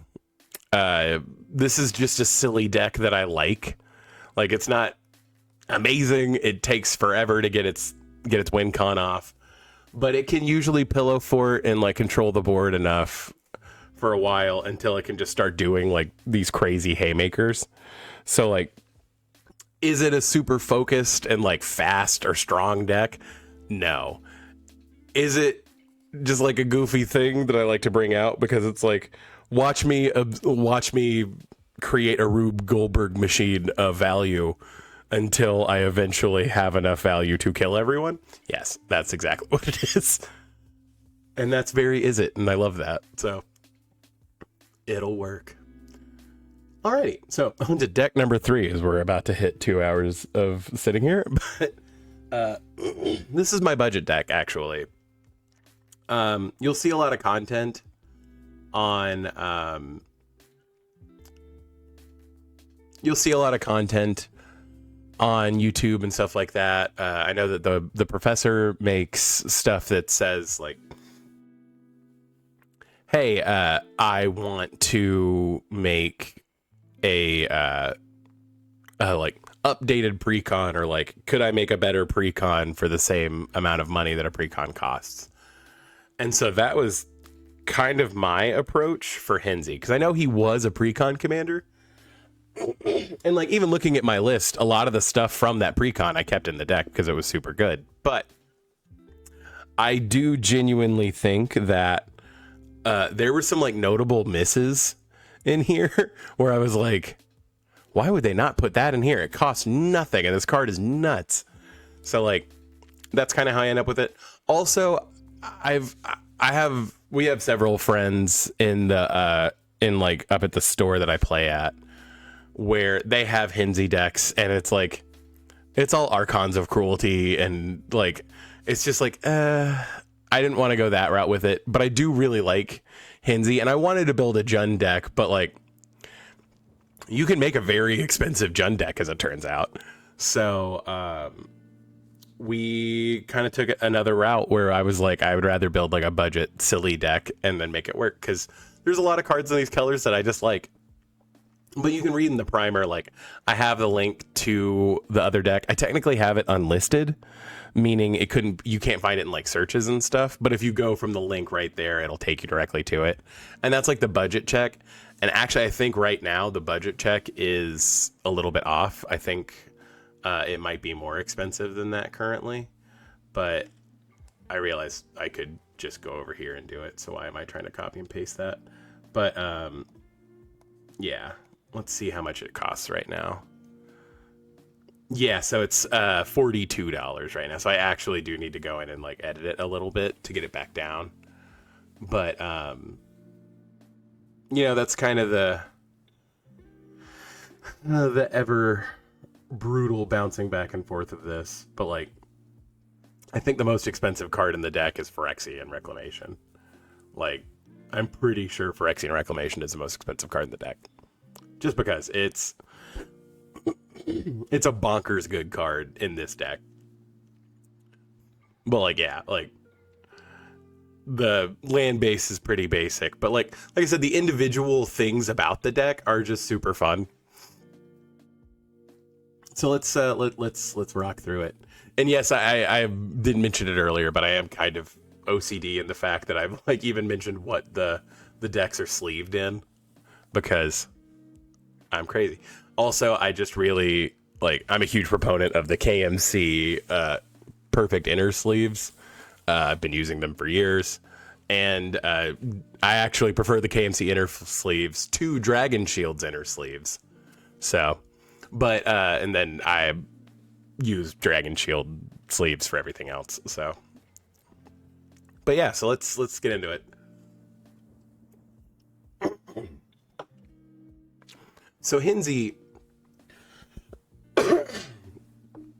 he in and of himself is a like cost reduction commander.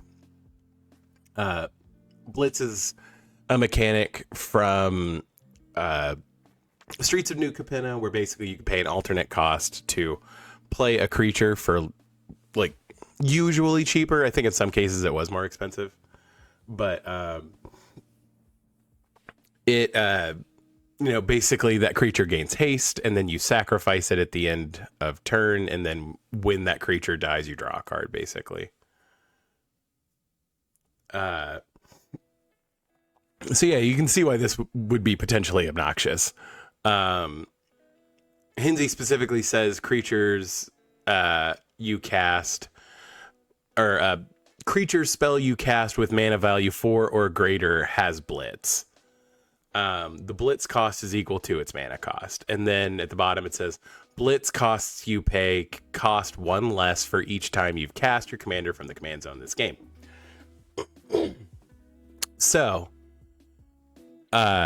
basically, all of your creatures that are CMC 4 or greater, or mana value 4 or greater, have Blitz, and then their Blitz cost is reduced by, Hinsey's ability. So there's a lot of stupid and powerful things you can do with that. Believe it or not, there is a Planeswalker that's worth less than $2. I want to say he was actually cheaper than that, but I could be wrong. He might have gotten slightly more expensive. There was a time whenever he was like less than $1.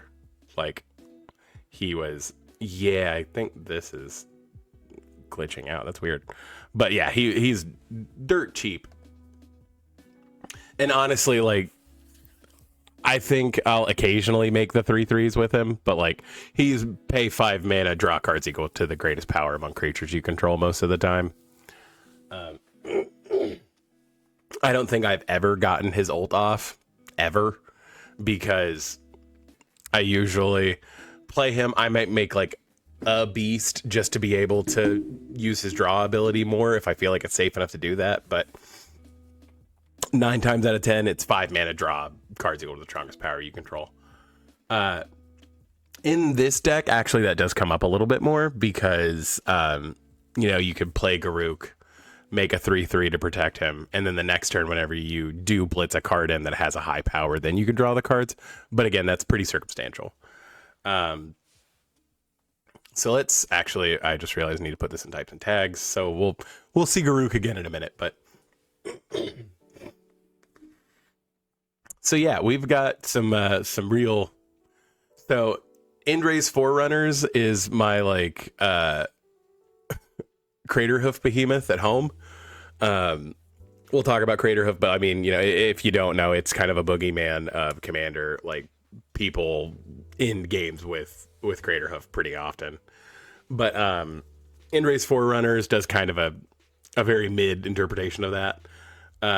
Enters the battlefield, and then creatures you control get +2/+2 and vigilance and trample until end of turn.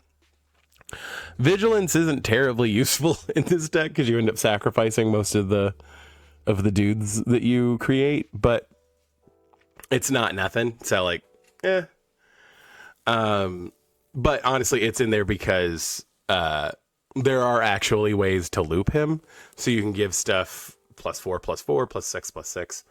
It's really difficult, and it ends up taking a lot of mana to do it. But this is a budget deck, and it's not intended to be like OP. So, and then Scourge of the Throne. I actually didn't realize he was this inexpensive, and so I only recently put him in here. But he gives you an extra combat step, which is super valuable with creatures that only hang around for 1 turn. So he's a 5/5. Whenever he swings at somebody who has the highest life total, he gets a +1/+1 counter. And whenever he swings at that person for the first time each turn, Basically you untap all attacking creatures after this phase. There's an additional combat step. And so that's just super good. And then instant or sorcery based board wipes in black are very expensive.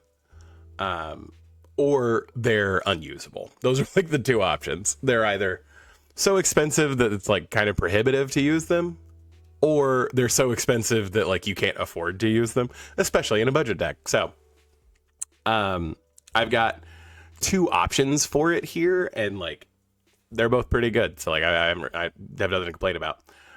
Because you do technically still cast the spell for its blitz cost. Deathbringer Regent would trigger. If you cast from your hand, there are 5 or more creatures on the battlefield, destroy all other creatures. So like it's a board wipe that also says like deal 5 to somebody. So like solid. With Hinsey, he ends up costing a little bit less, and you do get to draw a card when he dies. So like you do get a lot of value out of that. And then Massacre Girl is actually kind of the same feel, but Massacre Girl does get around Indestructible, which I do really like. And again, it's deal 4 it's also a 4 mana board wipe, which is like the gold standard, and it's very strong. But you do have to kind of pick your points with this, just because sometimes it won't kill everything if you don't have enough, if there's not enough out, or there's not enough lower power creatures out. So you do have to be careful about that, but to be honest, you end up making a lot of creatures, so like whatever. But yeah, and so if she dies, you draw a card because you blitzed her out. She would cost less, so like it's just decent.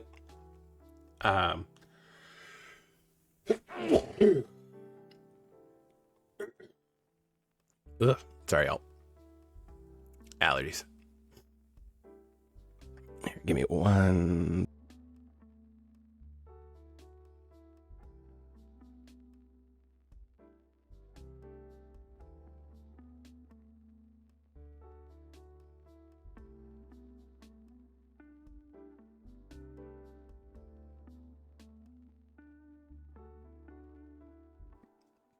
There we go. I'm sorry about that. Whew. So yeah, card draw. Combustible Gearhulk's really the only one that I've got, and you'll notice that it says it's $7, but that's because it's this specific printing. I think the cheapest Combustible Gearhulk's like $1.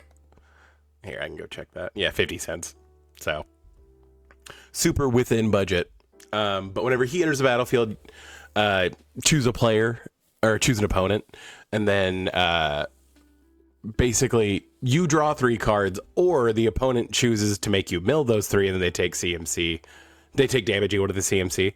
This is a pretty high CMC deck, so like it's not unheard of for the person to take like 15, 16 damage off of that. So a lot of the time people will just let me draw the 3 cards, which is super good.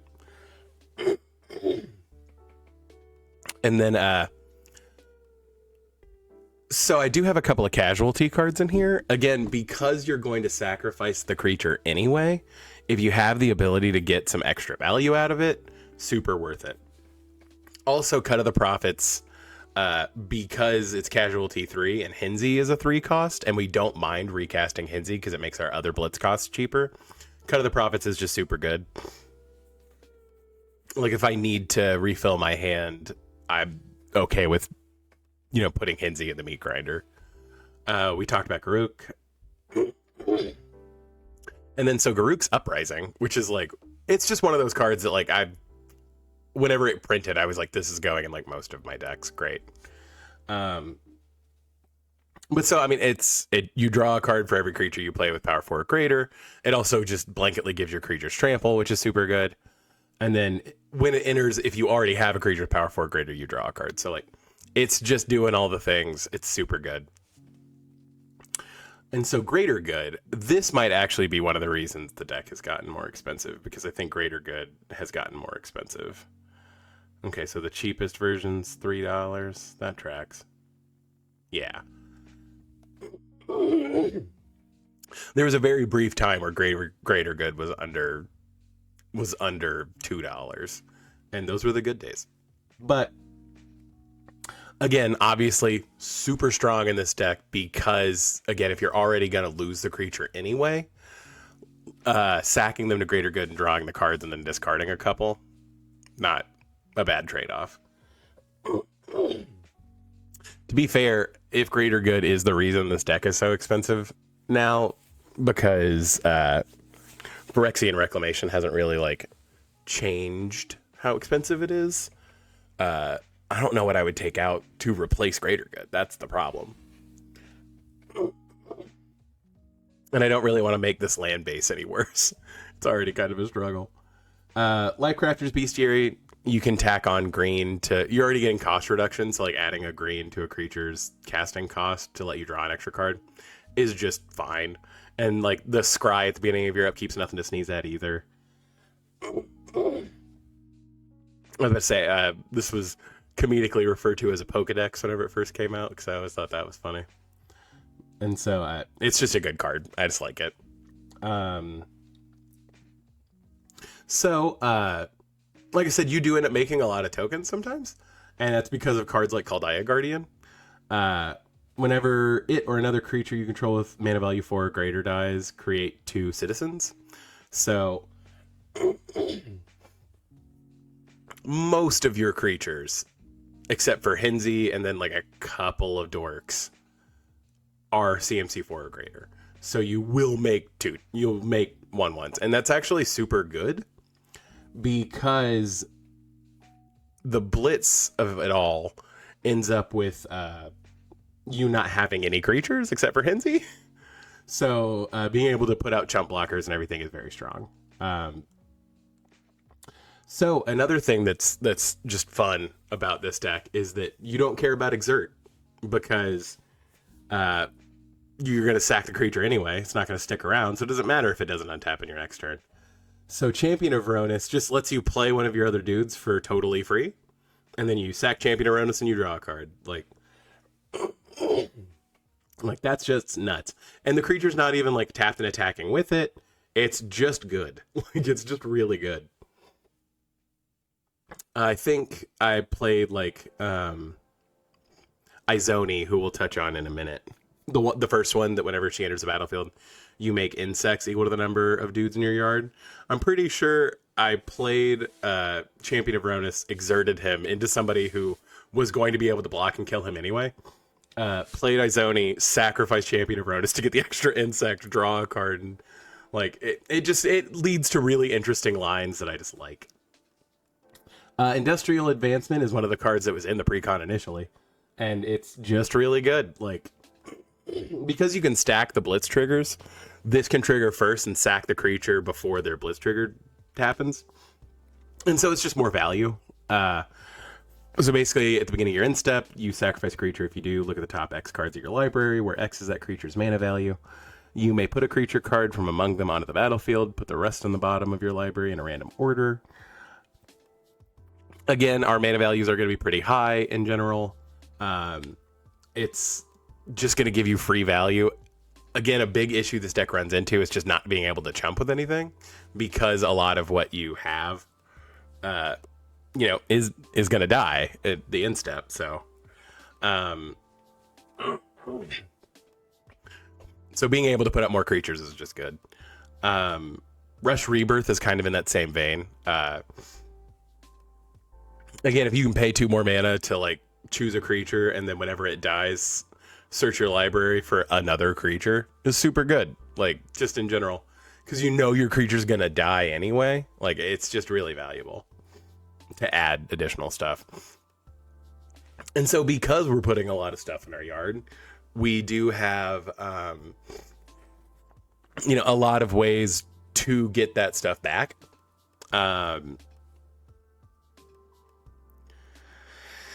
A lot of this puts it back in your hand because you want to blitz it again so that you can get the value out of it that way. But a lot of it just brings it back, period, because it's very good to have specific cards out. Like Beacon of Unrest, it's super cheap financially, and it's like somewhat repeatable because it gets shuffled back into your library. We don't have a lot of ways to pull like instants or sorceries out of our yard, so this is totally reasonable, and it just means we might have a chance to get it again. Bringer of the Last Gift does an impression of Living Death, but for 22 cents. And it's a creature, so you get extra synergies out of it, and you draw a card because of the Blitz. This card was like built for Henzi, and I absolutely love this card anyway. So, but when it enters the battlefield, if you cast it, each player sacrifices all other creatures they control. Then each player returns all creature cards from their graveyard that weren't put there this way to the battlefield.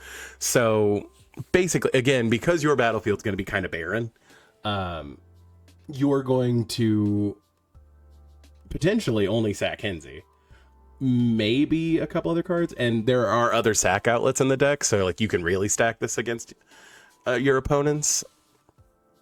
And then you just get all the creatures in your graveyard back out.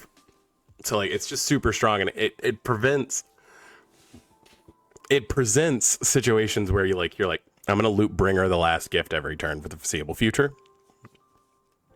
Have fun. Like it can be very brutal, actually. Glean Crawler is just like, every time I've resolved it, it's been very good, but it is like one of those where I really have to pick my place to play it. But at the end of your turn, return to your hand all creature cards in your graveyard that were put into your graveyard from play this turn. Not usually a card you'd want to blitz unless you're blitzing it with other stuff, because you can again stack the triggers, but you'd return the other stuff from Glean Crawler that you have. I guess you could, I wonder if there's a way for you to put it on the stack and then sacrifice Glean Crawler so that it's in your graveyard when that trigger resolves, and then you put it all back in your hand. That sounds like how that would work, but Magic loves proving me wrong about that, so you know. Green Warden of Marasa is just an inexpensive Eternal Witness that you can do twice sometimes. But yeah, return any card from your graveyard to your hand is super good, and then when he dies, you can exile it and do it again. So pretty good. Phyrexian Reclamation, like I said, is probably the most expensive card in the deck, because it is one and a black, pay 2 life, return target creature card from your graveyard to your hand. It's just a super cheap, efficient way to keep putting creatures back in your hand to continue to blitz them out. I think Phyrexian Reclamation might be one of the best cards in Henzi, period. Like, budget or not. So, it was hard to turn that down. Prowling Geistcatcher. This is just like a card I would have never played other than in like a budget Henzi deck. So, whenever you sacrifice another creature, exile it. Because Henzi's Blitz stuff specifically says you sacrifice a creature at end step. And then, like I said, I have other sack outlets and stuff like that. If that creature was a token, put a +1/+1 counter on Prowling Geistcatcher. That doesn't happen very often, but it's not nothing. It does happen. When Prowling Geistcatcher leaves the battlefield, return each card exiled with it to the battlefield under your control. So there are ways that you can stack it where you sack your whole board under Prowling Geistcatcher and then sacrifice Prowling Geistcatcher and then get everything back. So like, it's just a really interesting card where you can kind of like shove stuff under something until it's time for that thing to go away and everything comes back. It's just fun. Another card with Storm that just makes me happy. But Reaping the Graves, like I said, you're not always going to be able to draw Phyrexian Reclamation. That's just a fact of life. But Reaping the Graves is a return target creature card from your graveyard to your hand with Storm. So, like, you know, even if you're casting it at instant speed on someone else's turn when they've cast like 4 or 5 spells, like, it's a way to refill your hand really easily after you've kind of depleted your resources. The Mending of Dominaria, again, is another way to put creatures from your graveyard into your hand. It also, like, mills you a little bit so that you can see what you've, like, it gives you more options to see to be able to put into your hand. But also, the final chapter shuffles your graveyard into your library and puts all the lands that you've milled or put in there throughout the game into play. So, like, it's just a solid card. It's a good synergy. And then Victimize is kind of in that same pot. You're going to sacrifice a creature anyway, so you might as well get like a payoff for sacrificing it. And then this puts two creatures from your graveyard into play. So it's just good. Like, I'm super happy that this got reprinted a bunch and is under $1. So, obviously most of the lands in here are going to be like mana focused. I really don't want to go in and take out, like I said, the land balance on this is so delicate to begin with, but you know, to make it under a certain amount, I might have to. Like, I know Carplucent Forest is like kind of expensive. I'm shocked by that, admittedly. I think in my in the price check version of this, I have a gold bordered one because I would be playing the gold bordered one if I had it. So whatever. But even the gold border one, like the least expensive one's like $1. Oh, it's sub $1. So, you know, I would be playing the gold bordered one. I don't care. Like, it's fine by me. $1.70. I think that's only expensive because I have that specific version. Yeah, 24 cents. I actually do have a foil Tainted Peak, which is super cool. Tainted Wood's like 50 cents. Yeah, I mean, it's literally just Carplucent Forest. Because, yeah, this Woodland Cemetery, I think the cheapest version's under $1 too. I don't want to cut Carplucent Forest because it's a dual land and, like, they're hard to get, but, like, I might have to. It's just how it goes. Bolt Bend is one of those cards where I was like, I need more deflecting spots in other decks. And I was like, oh, Bolt Bend does like a pretty close approximation of it. Admittedly, you're not always going to have a power 4 or greater creature stick around for this deck, but you can't run deflecting SWAT anyway. So it's like, but honestly, most of the time, if there's like a single target spell, it's coming at like one of your creatures to stop it from doing its thing before you get the value out of it. So that's just a way for that to happen. 1 second. Abby was at work today. So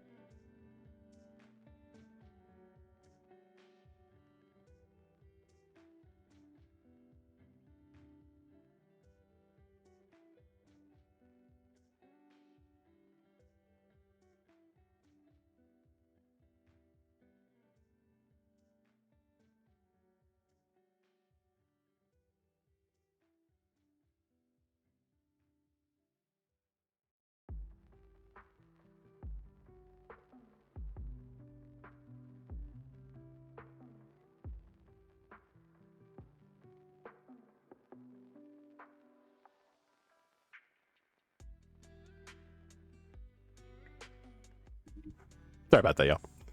Like I said, she usually calls me when she gets off, but this was like a weird day where Abby wasn't feeling well a couple of days ago, and so she called out and had to make up the day today. So anyway, but yeah, so Bolt Bend it's in here because it's just a good card, and like I said, a lot of the time you'll be able to cast it for 1 red, and that's just gravy. So like I said, ramp is gonna be a thing. Most of like 3 mana commanders, I do try to run as much 1 mana stuff as I can, if it's in green specifically. So that's why you'll see like Elves of Deep Shadow, or Ignoble Hierarch, and I actually even have Sakura Tribe Scout. Sakura Tribe Scout might get the axe as well, just because she is a weirdly expensive ramp piece. Yeah, I mean, I guess the cheapest version of it's $1.80, but still. I was about to say Utopia Sprawl is in here for the same reason. It's just, you know, trying to get him out ASAP is very important. And so, like, having him out on turn 2 is very strong. And I feel like most Hinsey decks try to get him out as early as possible because it gets their, like, game plan online. And so, like, we're trying to do that too. It's just on a budget. But like I said, we have, like, you know, the usual offenders like Cultivate, Harrow, Rampant Growth, Steve. I put Search for Tomorrows in here for like, you know, it's something to use your mana on turn 1 if you don't get a dork. But it also just puts a land into play untapped in general. So like, But I did put Greater Tanuki in here because you can channel it, go get a basic, and then later if you're using stuff that gets, you know, like free things out of your yard, you just have a 6/5 with trample also. So like pretty good. Also, worst case scenario, like blitzing him for 5 and just having a big 6/5 isn't bad. So I am running Agnes. He's just inexpensive, and like you will end up like, because all of your blitz creatures have haste, you'll make some treasure, and like ramp is good. Another reason this deck might be somewhat expensive. Actually, no, Rampant Rejuvenator. I remember him being like over $2, but now he's not. So happy about that. Again, it's another way to put out a bunch of lands really quickly. Again, because this is a budget deck, there are a lot of basics in it. So Rampant Rejuvenator is just solid in general. There are some ways to put more counters on him to get more lands, but honestly, most of the time we're super happy just getting 2 lands. Like I said, Steve, Sakura Tribe Scout, Solemn. Any opportunity to cast Solemn for less than 4, I'm taking it because I love that. And then we are running Traverse the Outlands just because we do have some very big doofy cards that have really high power for whatever reason. And Traverse the Outlands is like, oh cool, I'm gonna go get like 6 lands. I am kind of tempted to take Traverse out, admittedly, because it is awkward to try to balance blitzing out an expensive creature and leaving 5 mana up to Traverse the Outlands with them, and then still take advantage of its other triggers. But for the time being, we've got it in the deck. I think it's gonna stay in the deck for right now. That might be, but it's on the chopping block. And so we do have some like just general removal because, you know, it's super necessary. You know, we got Chaos Warp. I have Death Sprout in here just because I had a foil one and I really like this card. It's both a murder and a ramp spell, so it's like, it's fine. Like, I just like it. I should probably put more effects like Eaten Alive in the deck. Again, because we're losing the creature anyway, I don't mind doing this at sorcery speed, again, because we're losing our creature for blitz. So, like, just getting that extra bit of, like, I'm going to pay a black and exile that creature is super good. So that might actually be something I do anyway. Putrefy, this is this Mystical Archive printing of Putrefy. But if you don't know what Putrefy does, it destroys target artifact or creature. Yeah, destroy a target artifact or creature. It can't be regenerated. But yeah, like the cheapest version of it is 30 cents or is 19 cents. So like, it's cheap. It's good. We like running it. I just happen to have this printing. Terastodon is like an old boogeyman of the format, and we love Terastodon. But honestly, sometimes it just turns into we're gonna play Terastodon to make 3 elephants for ourselves. But sometimes it does just solve problems. So it's good. Woodfall Primus is kind of in that same category, except Woodfall Primus is just strictly better than Terastodon. Because of the persist, it sticks around, so like that's a huge deal. You know, it just being like a big 6/6 destroys non-creature permanents. It was a big deal. He's just big, and then whenever you sack him to the blitz trigger, he comes back with persist anyway, so you get another destruction and a 5/5 with trample that sticks around. So like, just nothing to complain about. And so we do have a couple of like just generically good sack outlets. I will admit the 3, like obviously the 2 that are the best are Goblin Bombardment and Viscera Seer, just because you don't have to pay mana to make them work. Like I said, Viscera Seer lets you scry, and Goblin Bombardment deals a damage to any target. Just super good.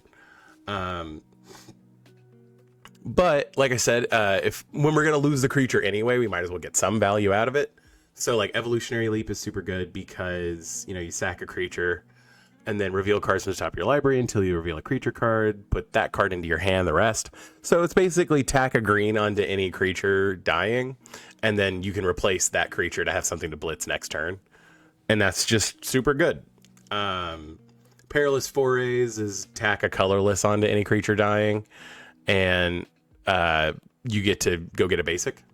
Like, it's just ramp, and then Shadowheart taps to you draw cards equal to that creature's power. And again, I've noted that like we do have some like creatures that have very high power out of nowhere, so this is just very strong. Again, a blitzed creature, you can sacrifice them, so you're drawing another one, and then cards equal to its power. So it's just solid. I do have 3 goofy ways to make tokens. Hornet Queen is just a standby. And doing it for 6 mana instead of 7 is super strong. It puts out blockers. It's just hard to deal with. Phylath is kind of the same deal. Doing it for 5 mana, putting out a bunch of plants, and then, assuming you stack it correctly, you can make at least one of those plants a 4/5. And if you ramp in addition to Phylath, like, it's just really good. Phylath was like one of the first Brawl commanders I ever made on Arena, and so like I do kind of have a soft spot for him. And then Ooze Garden is technically a sack outlet in the same vein as the ones above, but whenever you sack the creature, you make an XX Ooze, where it was that creature's power. So again, it kind of gets around that problem of we don't really have blockers because we sack all our creatures. It's another way to kind of solve that issue. Illicit Shipment is a tutor that's cheap, and again, Casualty 3 is fine with us because we're fine with sacking Henzi. But basically search your library for a card, put it into your hand, and shuffle. And then if you do the Casualty, you copy it. So get 2 cards for 5 is pretty strong. I mean, like, again, this is a budget deck, but it's also like, I'm not trying to be like super grindy OP with it. And I think Illicit Shipment is totally fine. I do put Primal Command in the tutor category, and I run Primal Command in most of my green decks because being able to shuffle your graveyard into your library and tutor for a creature is just super good, especially if the creature you needed to tutor for was in your graveyard. So it's like another way to get around that, but also, I mean, it just has utility beyond that. Like, sometimes you're like, I really need to solve a problem on the board. Let's put that non-creature permanent on top of its owner's library and shuffle their graveyard into their library. So it can like tuck things for 5, which like isn't great, but it's not bad either. Like it's decent. But like I said, usually at its base, I'm shuffling my graveyard into my library, and I'm also searching for a creature, which is just generically good. Although in this deck, I guess sometimes I would probably gain the 7 and then tutor for the creature instead of shuffling my graveyard, because there are more graveyard synergies, but neither here nor there. And then Threats Undetected. I do genuinely think that this card is underpriced. It's super good. I really like it. And not just because she got that booty, but it's just real good. You kind of don't care what you get, like, out of the 4. I mean, there are obviously going to be better and worse things. Like, no one should ever let you keep like Bring Her the Last Gift, but like, you're gonna look up 4 different creatures and like, cool, I get them, they're gonna turn into cards and damage at some point. So it's just decent, and it's another way to get more creatures in your hand so that you can keep throwing them into the meat grinder. Admittedly, there's not a ton of utility lands. I do like all of the tricolor functionally evolving wilds that came out of the most recent Modern Horizons. That's super good. So we obviously put those in every deck we could put them in. Evolving wilds, again, we're really trying to make sure we have the right colors of mana to play Henzi on 3. Um, and then I do have, because I was looking for cheaper options of ways to like destroy lands in scenarios where somebody has a glacial chasm or whatever. I like Notvold's Slumber Mound because it does enter tapped, but it produces a specific color of mana. So like that kind of also gets around some of the other issues with running like Ghost Quarter or anything like that, because they only tap for colorless. But I mean, 6 mana is a huge, 7 mana really is a huge investment to destroy a land, but at least you get like a 4/4 out of it. So it's like, it is just like kind of a generically good card. I don't know, like it's good, it's cheap, and I don't have to worry about it. So it's like, it's fine. Would I be better served just running a mountain? Probably. But am I happy when I see this card? Yeah. So really take like a Marie Kondo approach with Magic sometimes, where I'm just like, does this card spark joy for me? Yes. Okay. And so Memorial of Folly is just another way to get a creature back from your yard. Again, would I be better served? I need to see if Witch's Cottage is actually more expensive, because at least Witch's Cottage has the potential to come in untapped. And, you put it on top of your library, which I guess isn't like better or worse. It's just fine. I don't know. Also, having Memorial to Folly be a thing you can trigger later whenever it's relevant is really good. So, like, I don't know.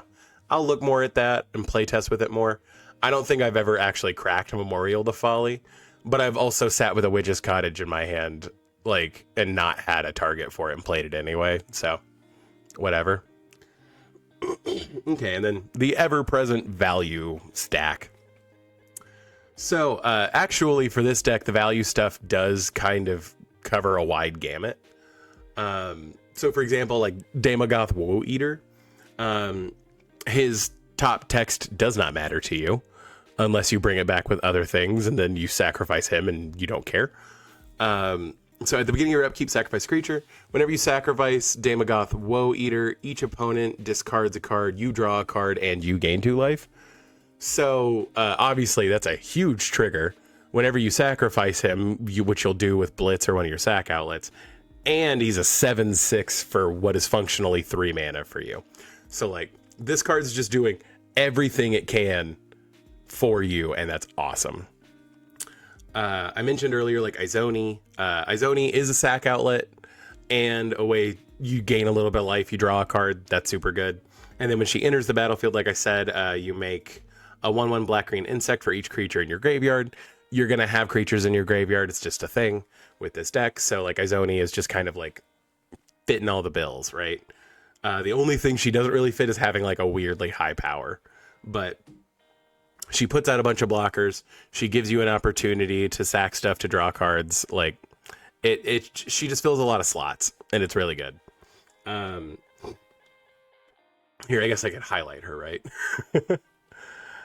Next is Orcus, Prince of Undeath, another D&D card. He also does like a bunch of stuff. He can be a board wipe when you need it, and it's like a -X board wipe. So that's super good. Again, getting around indestructible is relevant at a lot of times, weirdly. And he can also return stuff from your graveyard, which is super good. And he gives them haste, which is like valuable in its own way. So like, again, he can kind of curb to the situation that you have. And like, worst case scenario, it's 3 mana for a 5/3 with flying and trample. So like, we're not complaining about that either. Palaka Worm is one of those Marie Kondo cards for me. I just really love Palaka Worm. I used to have like a worm tribal deck, and like I would tutor for Palaka Worm just to play Palaka Worm, because he's a 7 mana 7/7 that lets you gain 7, and then when he dies you draw a card. Like, it's just, he's just a good boy. Look at that mouth. He's a good boy. He's a sweet thing. He's just a little boy. He's out here doing stuff. But yeah, whenever he dies, you draw a card, and then assuming you blitzed him, you draw another card. He's a way to like stack your life total. It's a cost reduced 7/7 with trample, so that's just like inherently good. So Rakdos Charm actually fills a lot of different roles in this deck. It's really strong. Obviously, because we're running stuff like Bringer of the Last Gift, there is a chance that you could bring back something obnoxious from your opponent's graveyard. So being able to Rakdos charm their graveyard before that happens, very strong. You know, we're not sparse on removal, but having extra artifact removal is very good. And then for the token decks out there, being able to be like, I'm going to Rakdos charm and kill you is hilarious. I've definitely run decks where like the whole point was to give everybody infinite tokens and then Rakdos charm everyone to death. And it's hilarious and it makes me very happy. And it's a little too slow to do nowadays, but like, man, back in the day, that was one of my favorite ways to kill people. Thrag Tusk and Workshop Warchief kind of fill the same role, obviously. They're both 5/3s. They both cost 5. And then when they both enter, you gain some life. And then when they leave, you make a token. So Workshop Warchief is one of the weird ones where he gains an additional instance of Blitz that is cost reduced because of Hinsey, because of the way Hinsey is worded. So he is just strict upgrade. So like paying 4 mana to blitz him out is way better than paying 6. And you gain life and make a 4/4 that stays behind. Like I said, it's kind of a big deal. And Thragtusk kind of fills that same role. I do kind of miss like standards with like Restoration Angel and Thragtusk where like it was just the obnoxious value. And so like getting to live some of that in a Jund deck is just kind of funny to me.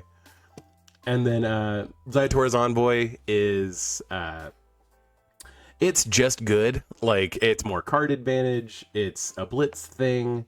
You just do you could get stuff for free. It just does a lot. And again, 3 mana for a 5/4 that you draw a card when it dies and you could potentially get free stuff off of it is super good. Like just in general.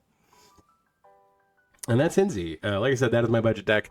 I do need to slide some stuff around. I don't really want to take out Karplusan Forest, but that might have to happen to get it back under budget. Because like I said, we're just a smidge over right now, which is annoying, but it's part of having a budget deck. You got to be very specific about it. Okay, and I guess the last deck we'll get to today, and I'm going to try to go through it quickly, is Killian. Or kill Ian. So if there's ever anyone named Ian at my table, I have to kill them first with this deck. But Killian Auras. I was kind of intentionally going a little bit lower power here. I do feel like Orzhov gets really pigeonholed into being like one kind of deck. And admittedly, I have 2 Orzhov decks. Both of them are uncommon 2-mana commanders. And the other Orzhov deck I have is a very prototypical, like, stereotype Orzhov deck, where it's just aristocrats and Grave Pact and obnoxious. But Killian, I tried to take it in a totally different direction. So I also kind of like making little, like, flavor stories for this. And I love the idea that Killian is a Nepo baby because his dad is the dean of... he's the dean of Silverquill. And like, don't get me wrong, they tell in the flavor text in the story that he's like had to earn his place there and everything. But I do kind of love the idea of him being like, hey bro, I joined this fraternity. Like, oh, so I do kind of and also it felt fitting to put the Silverquill folks in Ravenclaw sleeves. For me, I like, it just made sense to me, but I mean, whatever.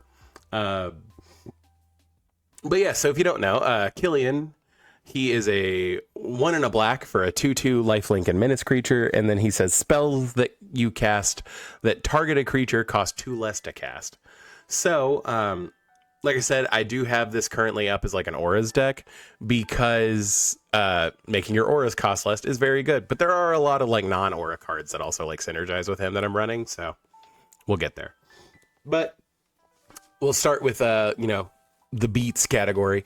Technically, this is a Voltron deck. I am trying to win with Killian by dealing damage to people. There are, a couple of ways to make a bunch of tokens and do other stuff. So, like, it's not my only win con, but technically, the goal of the deck is to kill people with Killian. So, to accomplish that, we have, again, what I imagine are some kind of, what you expect to see, but also some, like, just nuts stuff. So all that glitters obviously is just a blanket buff for each enchantment and artifact you control. That obviously makes Killian big if we're playing a bunch of auras, which are enchantments. Angelic Destiny gives him flying and makes him a 4/4 and gives him +4/+4. So, and again, it's important to remember with this deck, these all cost 2 less, or well, they cost 2 generic less.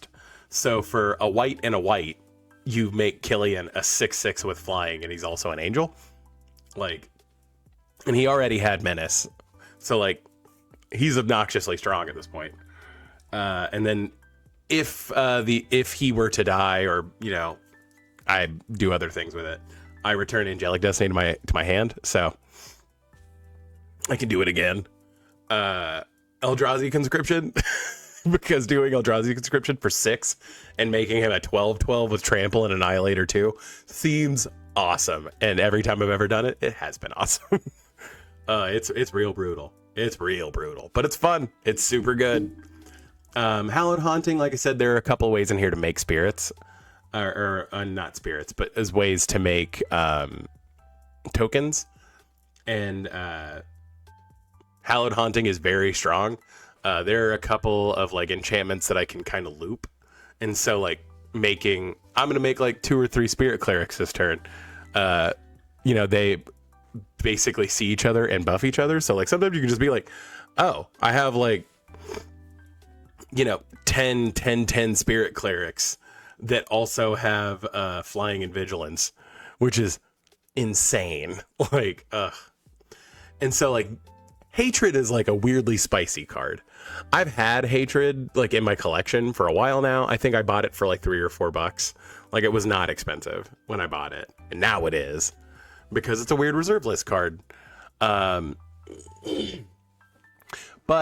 because your commander has lifelink, assuming he does deal damage, you gain the life you pay back.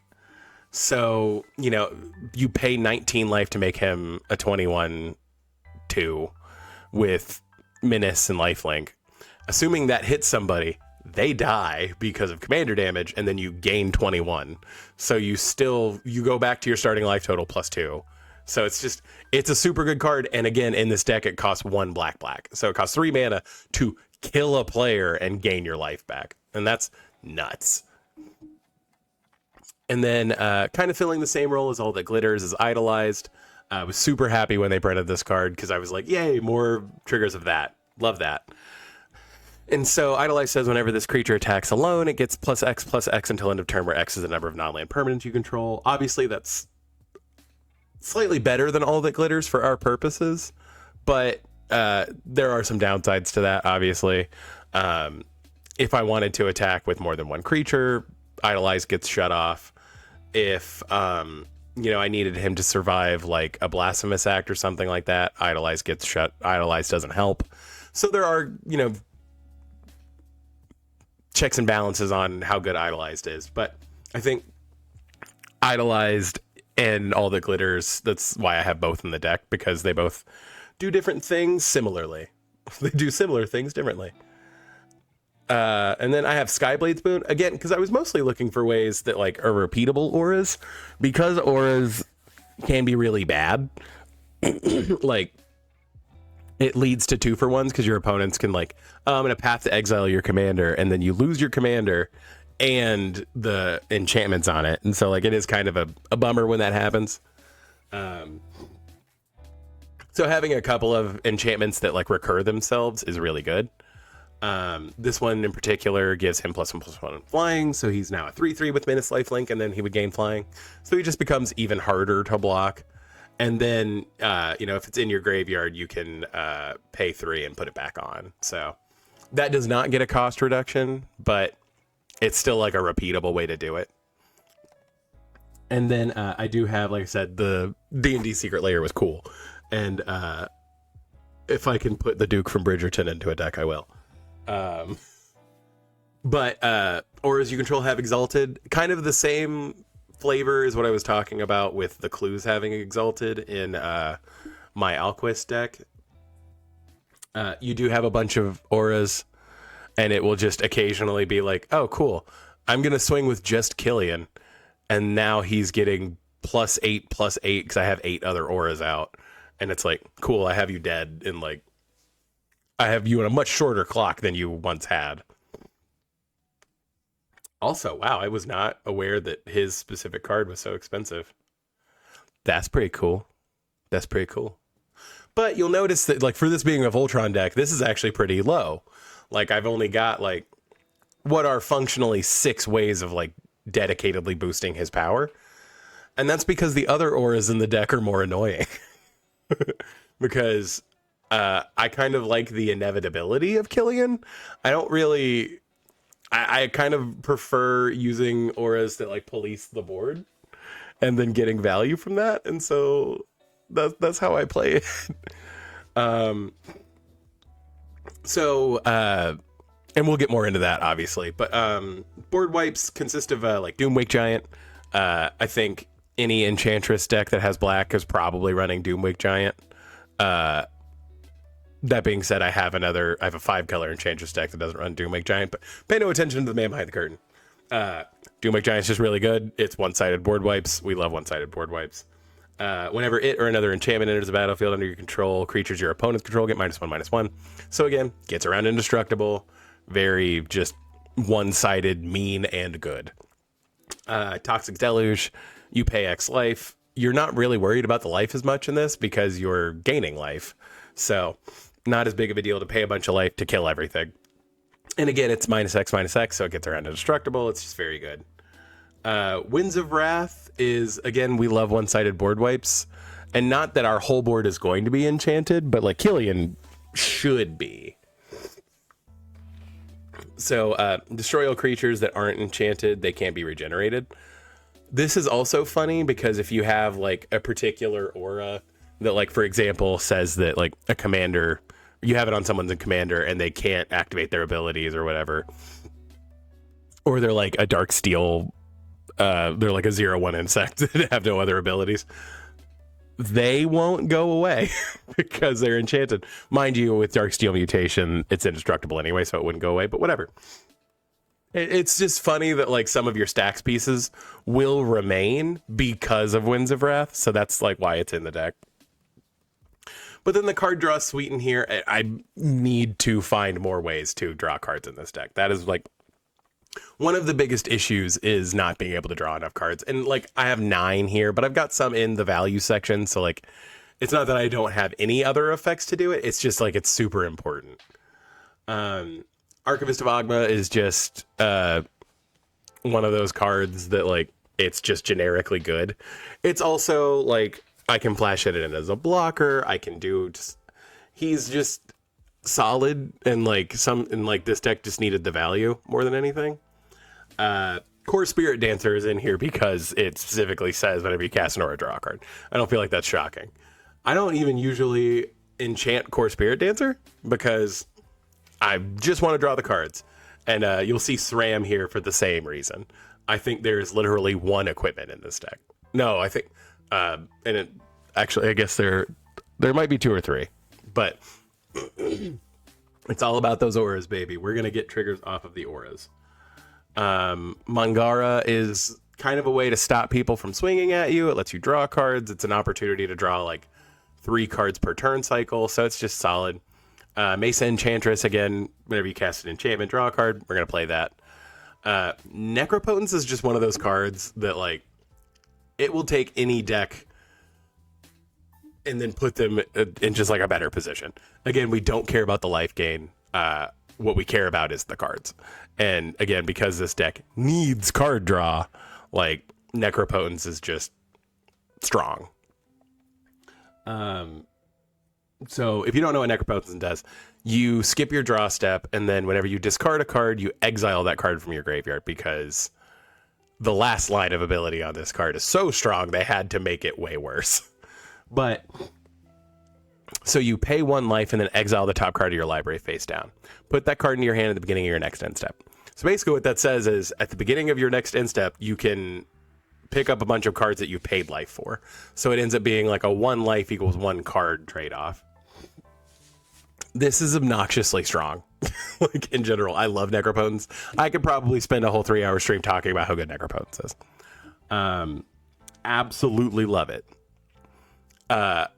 honestly, most of the time you get like one hand refill from it, and everyone's like, "What did you just do?" And then destroy it because the value is just insane, especially when you're gaining life anyway. It's actually probably better for you to draw more than your hand limit and then be willing to exile a couple of things, because being able to craft a hand is better than not. I am trying to be better about that. I've noticed that I probably, either didn't win as quickly or lost games that I could have won because I didn't necropotence hard enough. And that's a real nitpicky gameplay kind of thing that, I feel like if you're at that level of decision making with a game, you're like, okay, I'm probably pretty good at this game. So this is one of those things where I'm like, yeah. And so similarly, Phyrexian Arena is literally pay 1 life, draw a card, but it only happens once each turn. But Phyrexian Arena is still super playable because that's still very good. So that should tell you how strong Necropotence is. Skull Clamp I have in here. It's kind of on the chopping block, admittedly. I don't make a ton of 1/1s. Honestly, most of the time I just equip it to Killian because it makes him a 3/1. And then if he dies, I draw cards, and he does kind of become a magnet for removal. So, like, it's in here to incidentally draw me 2 cards most of the time. If I can find a better way to do that, I'll probably do that. But for right now, Skull Clamp is fine.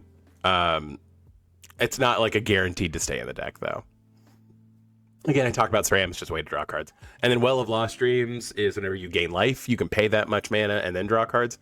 That's just super efficient. Again, we're going to be gaining life because we're going to try to be attacking with Killian every turn. So, I do have a couple ways to just get stuff out of the yard generically. Replenish is a stupidly expensive card now that I bought back in the day for like $5. So super happy I did that. Did that with Hatred too, and now those 2 cards are like $140.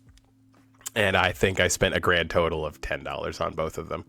So lucky me. That's just kind of the joy of being in this hobby for as long as I've been. But Replenish just straight up says return all enchantment cards from your graveyard to play.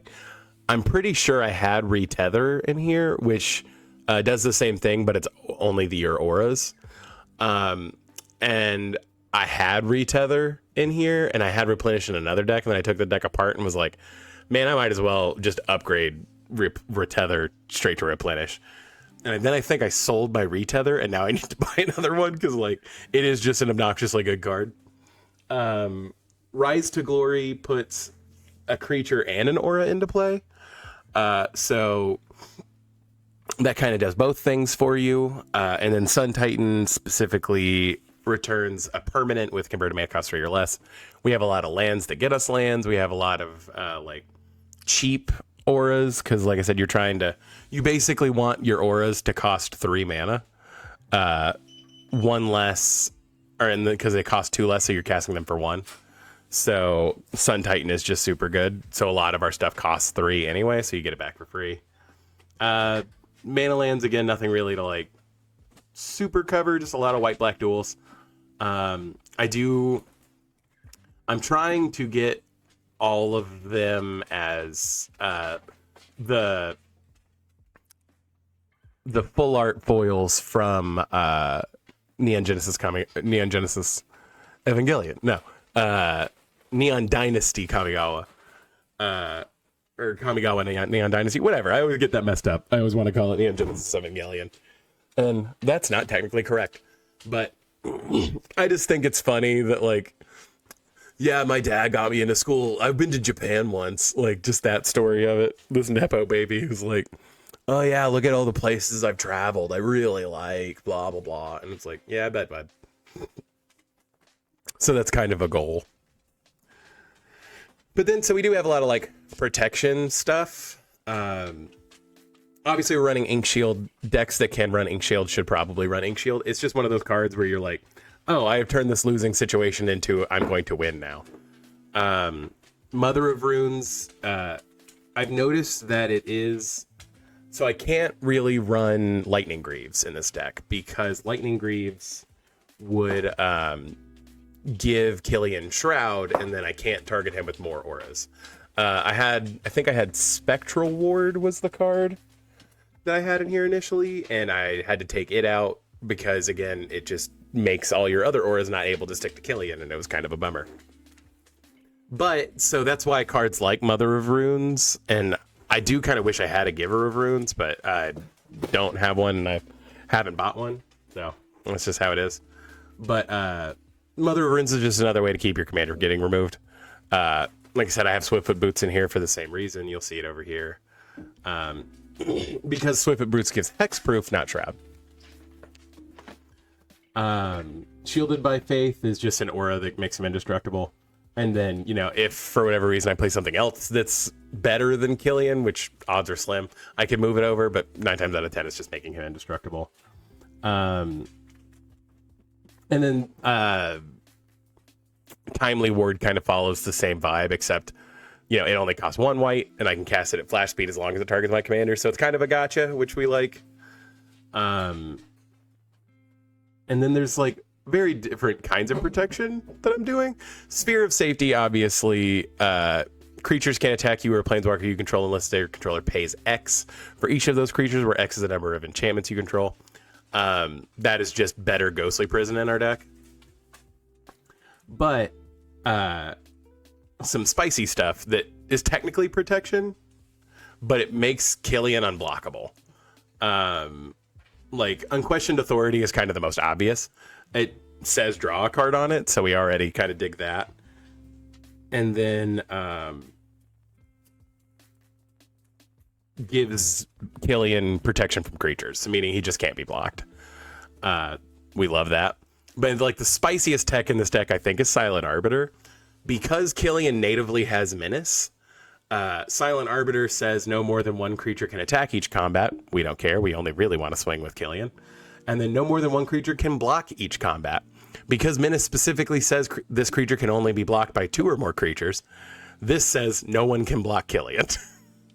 So, like, I love Silent Arbiter. I genuinely think it's just, like, one of the best cards in Magic. Especially now that they've made Menace way more prevalent. So if you have a commander that has Menace, put Silent Arbiter in the deck and you're just going to get free attacks. Super good. And then, so our ramp package, you know, we're trying to have enough lands to be able to cast our stuff, but it's not like the end of the world because our deck is about cost reduction. Our commander only costs 2, so it's not like super imperative, but, like, you know, we keep the good stuff around. Like, I mean, we have Arcane Signet, we have some diamonds, Felwar Stone, Orzhov, Soul Ring, Talisman, Wayfarer's Bauble. But I also have, like, Archaeomancer's map in here just because being able to actually get your land drops. Because we are running kind of low on lands, like, this does often just mean, like, hey, I'm going to catch up to everybody for 3 mana. Like, it's White's Cultivate if your deck is behind on lands, and, like, that's fine. I am running Smothering Tithe in here. Again, it's just obnoxiously good. Even this deck that doesn't have wheels, Smothering Tithe is still super good. Also, again, I kind of just like the vibe of this frat boy whose dad was a preacher, and he's getting all of this money from. The joke works in my head, and so, like, that's also why I have, like, the creepy hand over the money.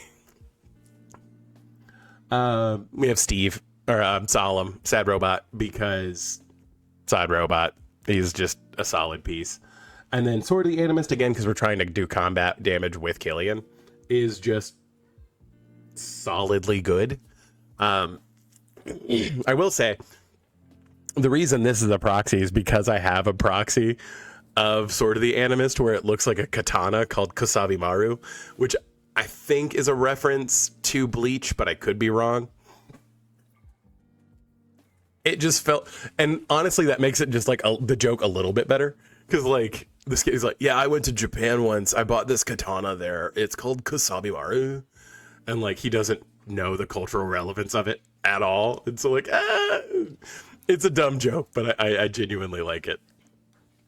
And so, like, obviously, we have a lot of removal. A lot of that is going to be tied to, you know, like, stacksier pieces. But Boggart Trawler kind of falls into that same category of like the floor is so low of having I have to pay 3 life for a land to enter untapped. But, you know, having 3 mana to be like exile target player's graveyard, I'm slowly like taking Bajuka Bog out of decks and putting Boggart Trawler in there because I'm a lot more likely to be able to blink or like return a creature from the graveyard than I am to like reset playing a land. So, but yeah, so Bound by Moonsilver is like a particularly good version of like an arrest effect. Can't attack, block, or transform. Transform's probably not going to be super relevant, but you can sacrifice a permanent to move it around, which is super interesting. I can only do it once each turn. I can only do it at sorcery speed. But if something else has become a bigger problem, like being able to be like, I'm going to sacrifice this token and move that over there because you're not scary anymore. A, kind of feels like a slap in the face of that person and is super good. Cage of Hands is probably the one I tutor for the most because you can pay mana to bounce return a Cage of Hands to your hand. So for 3 mana, I can repeatedly play this enchantment, trigger stuff, draw cards, hopefully, make tokens, hopefully. And it's just very good. Also, it has the benefit of being able to move itself around. If a board wipe's about to happen, I can return Cage of Hands to my hand and still have it for whenever people rebuild. I am running Crib Swap, which gives somebody a 1/1 shapeshifter, but it's just like a prank a dickhead college student would do. Like, yeah, we took that girl's baby and then replaced it with like another baby. Like, it just seems funny and like, I don't know. It's whatever. I got Dam in here. I think most black-white decks probably would do well with running Dam. It is at its base level, just destroy target creature can be regenerated, but then you can pay Wrath of Gods tax and at Wrath of Gods. So, like, pretty good. I talked about Darksteel Mutation earlier. It makes a creature lose all of its abilities and become a 0/1 indestructible. So basically, if someone's commander is particularly problematic, you're like, you have to destroy this enchantment or sacrifice your commander or else you can't do anything anymore. And it's just really good. Face Fetters is basically pay an extra mana for like an arrest style effect, but you gain 4 life.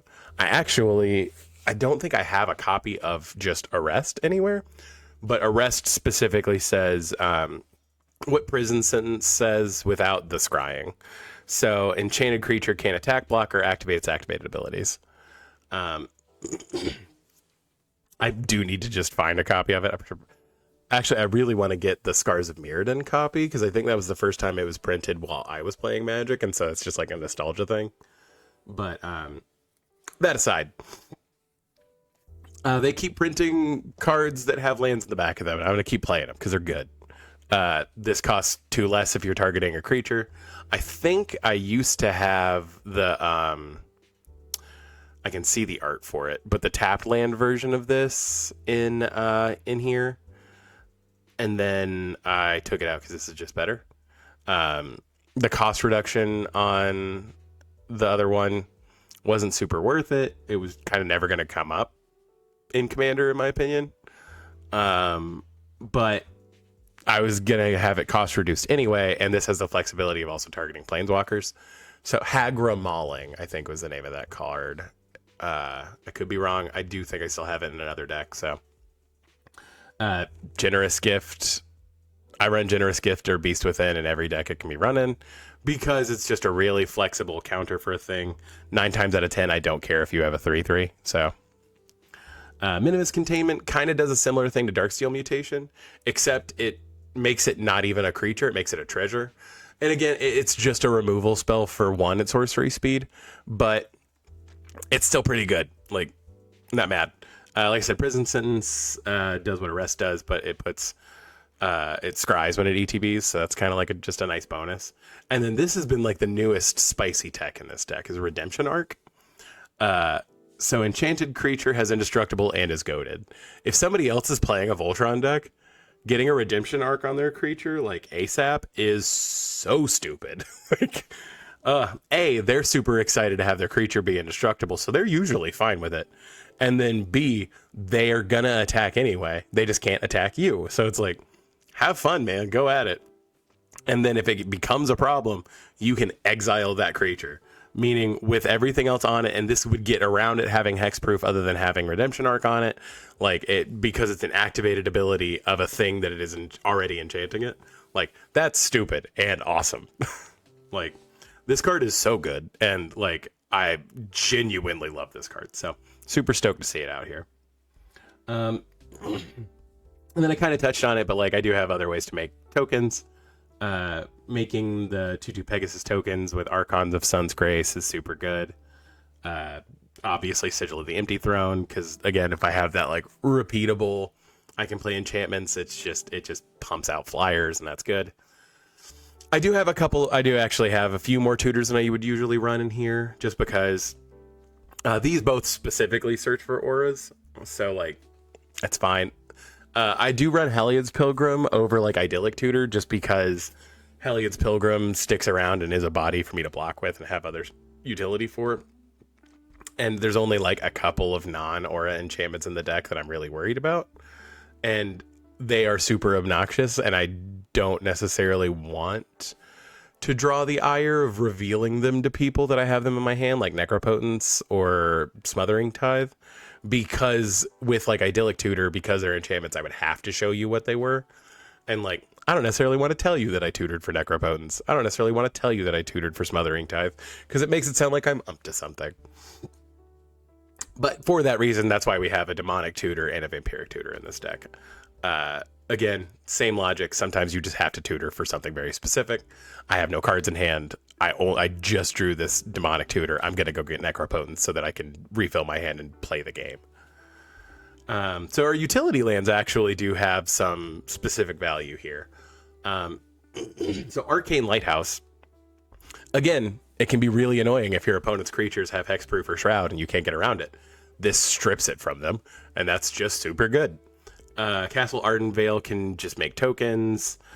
Castle Lochthwain is a card that I genuinely run in most black decks, just because it's like, I have nothing else going on, I'm going to draw a card. Like, it on a land is really strong.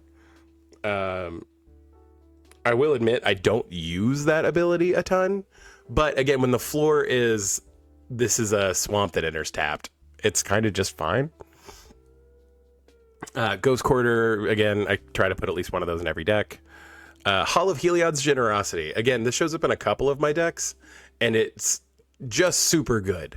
It is, it's kind of a like reference back to Volrath Stronghold, and I do have a couple decks that have Volrath Stronghold in it, so we'll touch on those. But in this case, it's just put an enchantment from your graveyard on top of your library, meaning like next turn or the next time you draw a card, you get that enchantment back, and that's just really good. Minas Morgul Dark Fortress, it is a swamp that enters tapped, but you can pay 4 and then put a shadow counter on something. So like if you're having like specific issues with trying to get Killian through, giving him shadow makes that very easy. And I do like this in this deck specifically more than Rogue's Passage, because I'm not going to give Killian Vigilance. So, like, it doesn't matter if he stays untapped, so I'm not going to block with him. So, totally fine to swing him into stuff, and if he has Shadow, he just can't be blocked. And if I'm never going to block with him, it doesn't matter if he has Shadow or not. Myriad Landscape is just more land fetch. Scavenger Grounds we've talked about. It's just the floor is so low, and the ceiling is, I can stop you from ever winning the game. And then Westvale Abbey's actually like the spicy tech. I guess I do technically have an alt win con, just because sometimes flipping into Ormondal Profane Prince and giving him Eldrazi Conscription or whatever is kind of insurmountable. It's so good. But yeah, so I can pay 5 mana to make a token, and then I can pay 5, sack it, and sack 5 creatures to flip it into the 9/7. I have won games that way. And so here are a couple of other cards that are just like value pieces. Cavalier of Dawn is just removal. I do tend to run Cavalier of Dawn in most of my white decks. Because when it enters the battlefield, it's non-land, but it basically does Generous Gift. And then when it dies, you can return an artifact or enchantment from your graveyard to your hand. Again, as stuff dies, especially with auras, you're going to end up with stuff in your yard. It's just worthwhile. Codsworth Handy Helper is an insane card, and I'm just wildly shocked that they even printed a card that was this good. Like, it's nuts. So, like, at its base, a 3-mana 2/3 that would give your commander Ward 2 wouldn't be terribly playable, but, like, you would at least consider it. Like, hey, you know, it makes my Killian harder to target. But then they gave him the ability to tap for mana to cast Aura or Equipments, and he taps for 2. If he only tapped for 1, he would still be very playable with both of those lines of text. But they made him playable by making him tap for 2, and then they gave him another line of text. Like, it's nuts that this card exists. But attach target Aura or Equipment you control to target creature you control. So you can move around Auras and Equipments. Like I said, if for whatever reason Killian's just not getting it done and I need to swap it around to something bigger or more annoying, I can do it for relatively free with Codsworth. Like, that's just super solid. Like, it's nuts that this card exists. Dog Umbra is a relatively new addition. Dog Umbra can act as a pacifism, meaning target creature can't attack or block. Or it can be flashed in and put on my own commander to save it from death or a board wipe. And so, like, that flexibility is really useful. I also just like that it has flash. And again, because it's Killian, we're only paying a white for it. So, like, it's just very good. Ondu Spirit Dancer gives you copies of your enchantments when they enter the battlefield. You only do it once each turn, but, like, usually I'm only landing, like, 1 Haymaker enchantment each turn. So, like, crush it. Like, it's just really good. Pearl Ear Imperial Advisor is a relatively new addition, obviously, because it's Modern Horizons 3, but it makes your enchantments cost even less. Like, I played a game with it, I think last week, where I cast Eldrazi Conscription for free, which is reason enough to include in the deck, in my opinion. But he also has the ability, like, if one of your creatures already has, like, you know, a +1/+1 counter on it or something, like, or if it's Killian and I'm putting another enchantment on him, I draw a card. So, like, that's just solid value. And then Sage's Reverie being, like, the epitome of this deck. So when it enters the battlefield, you draw a card for each aura you control that's attached to a creature. That is how auras work traditionally in this deck. I don't think I have auras that attach to anything other than creatures in this deck. So, I mean, I could be super wrong about that. I contradict myself all the time. But in this specific case, like, you're probably going to draw, like, somewhere between 5 and 7 cards. And then Enchanted Creature gets +1/+1 for each aura you control that's attached to a creature. So, not only is it kind of supporting that I need to punch, but also it's drawing cards. So, like, it's just doing both of the things this deck needs to do. I do deeply wish I had a foil one. I was playing a lot during Fate Reforged. I think I opened 2 boxes of Fate Reforged in college, and didn't hold on to those, unfortunately, because that was back whenever I was, like, flipping collections and selling cards, and a part of me misses doing that a whole lot, but I deeply wish that I had just kept the cards. Oh well. I needed the money to support my crippling Magic the Gathering habit. So, but yeah, so that was that was 4 of my commander decks that we got through. It was definitely a pipe dream to have even remotely thought that we could get through the 31 commander decks I currently have in a 3-hour stream. I'm kind of shocked we got through 4 with how the first 2 were looking. So, but yeah, I do think that this will go smoother as we move along. You know, if people want to see more of this, I can keep doing it on Sundays. I could, you know, until I want to do something else. But I do really like just playing Magic and talking about Magic, so I'm not mad about that. But But yeah, I guess on our next adventure through these, I will pick up with Myrel Soldier Tribal, a deck that I did fairly recently edit. And then, like I said, these are still my decks. We will hit like Cat Tribal and Dog Tribal, and then Sea Creatures. Those are all my wife's decks, so we'll talk about those as we get to them. And yeah, but like that's gonna be a stream for us right now, y'all. Thanks for hanging out. If you had any questions or anything like that, feel free to join back in another stream. I do think tomorrow we're just gonna go back to playing Stardew because I don't want to turn this into Derek talks about his commander decks. But thanks for joining me. Thanks a million for being here, and I hope to see you on another one. If you're watching this on YouTube, feel free to give a subscribe and a like. It does help. And if you're with me on Twitch and you want to join with the next one, we go live 6:30 to 9:30 on Mondays and Thursdays, and then Sundays 2 to 5, just kind of doing whatever it looks like, depending on what I'm feeling energized about. We might keep doing this. We might play Stardew. We might do something totally different. It's just up in the air. But yeah, and happy y'all are joining me on everything. Hope you enjoyed it, and we'll look forward to seeing you soon. Bye.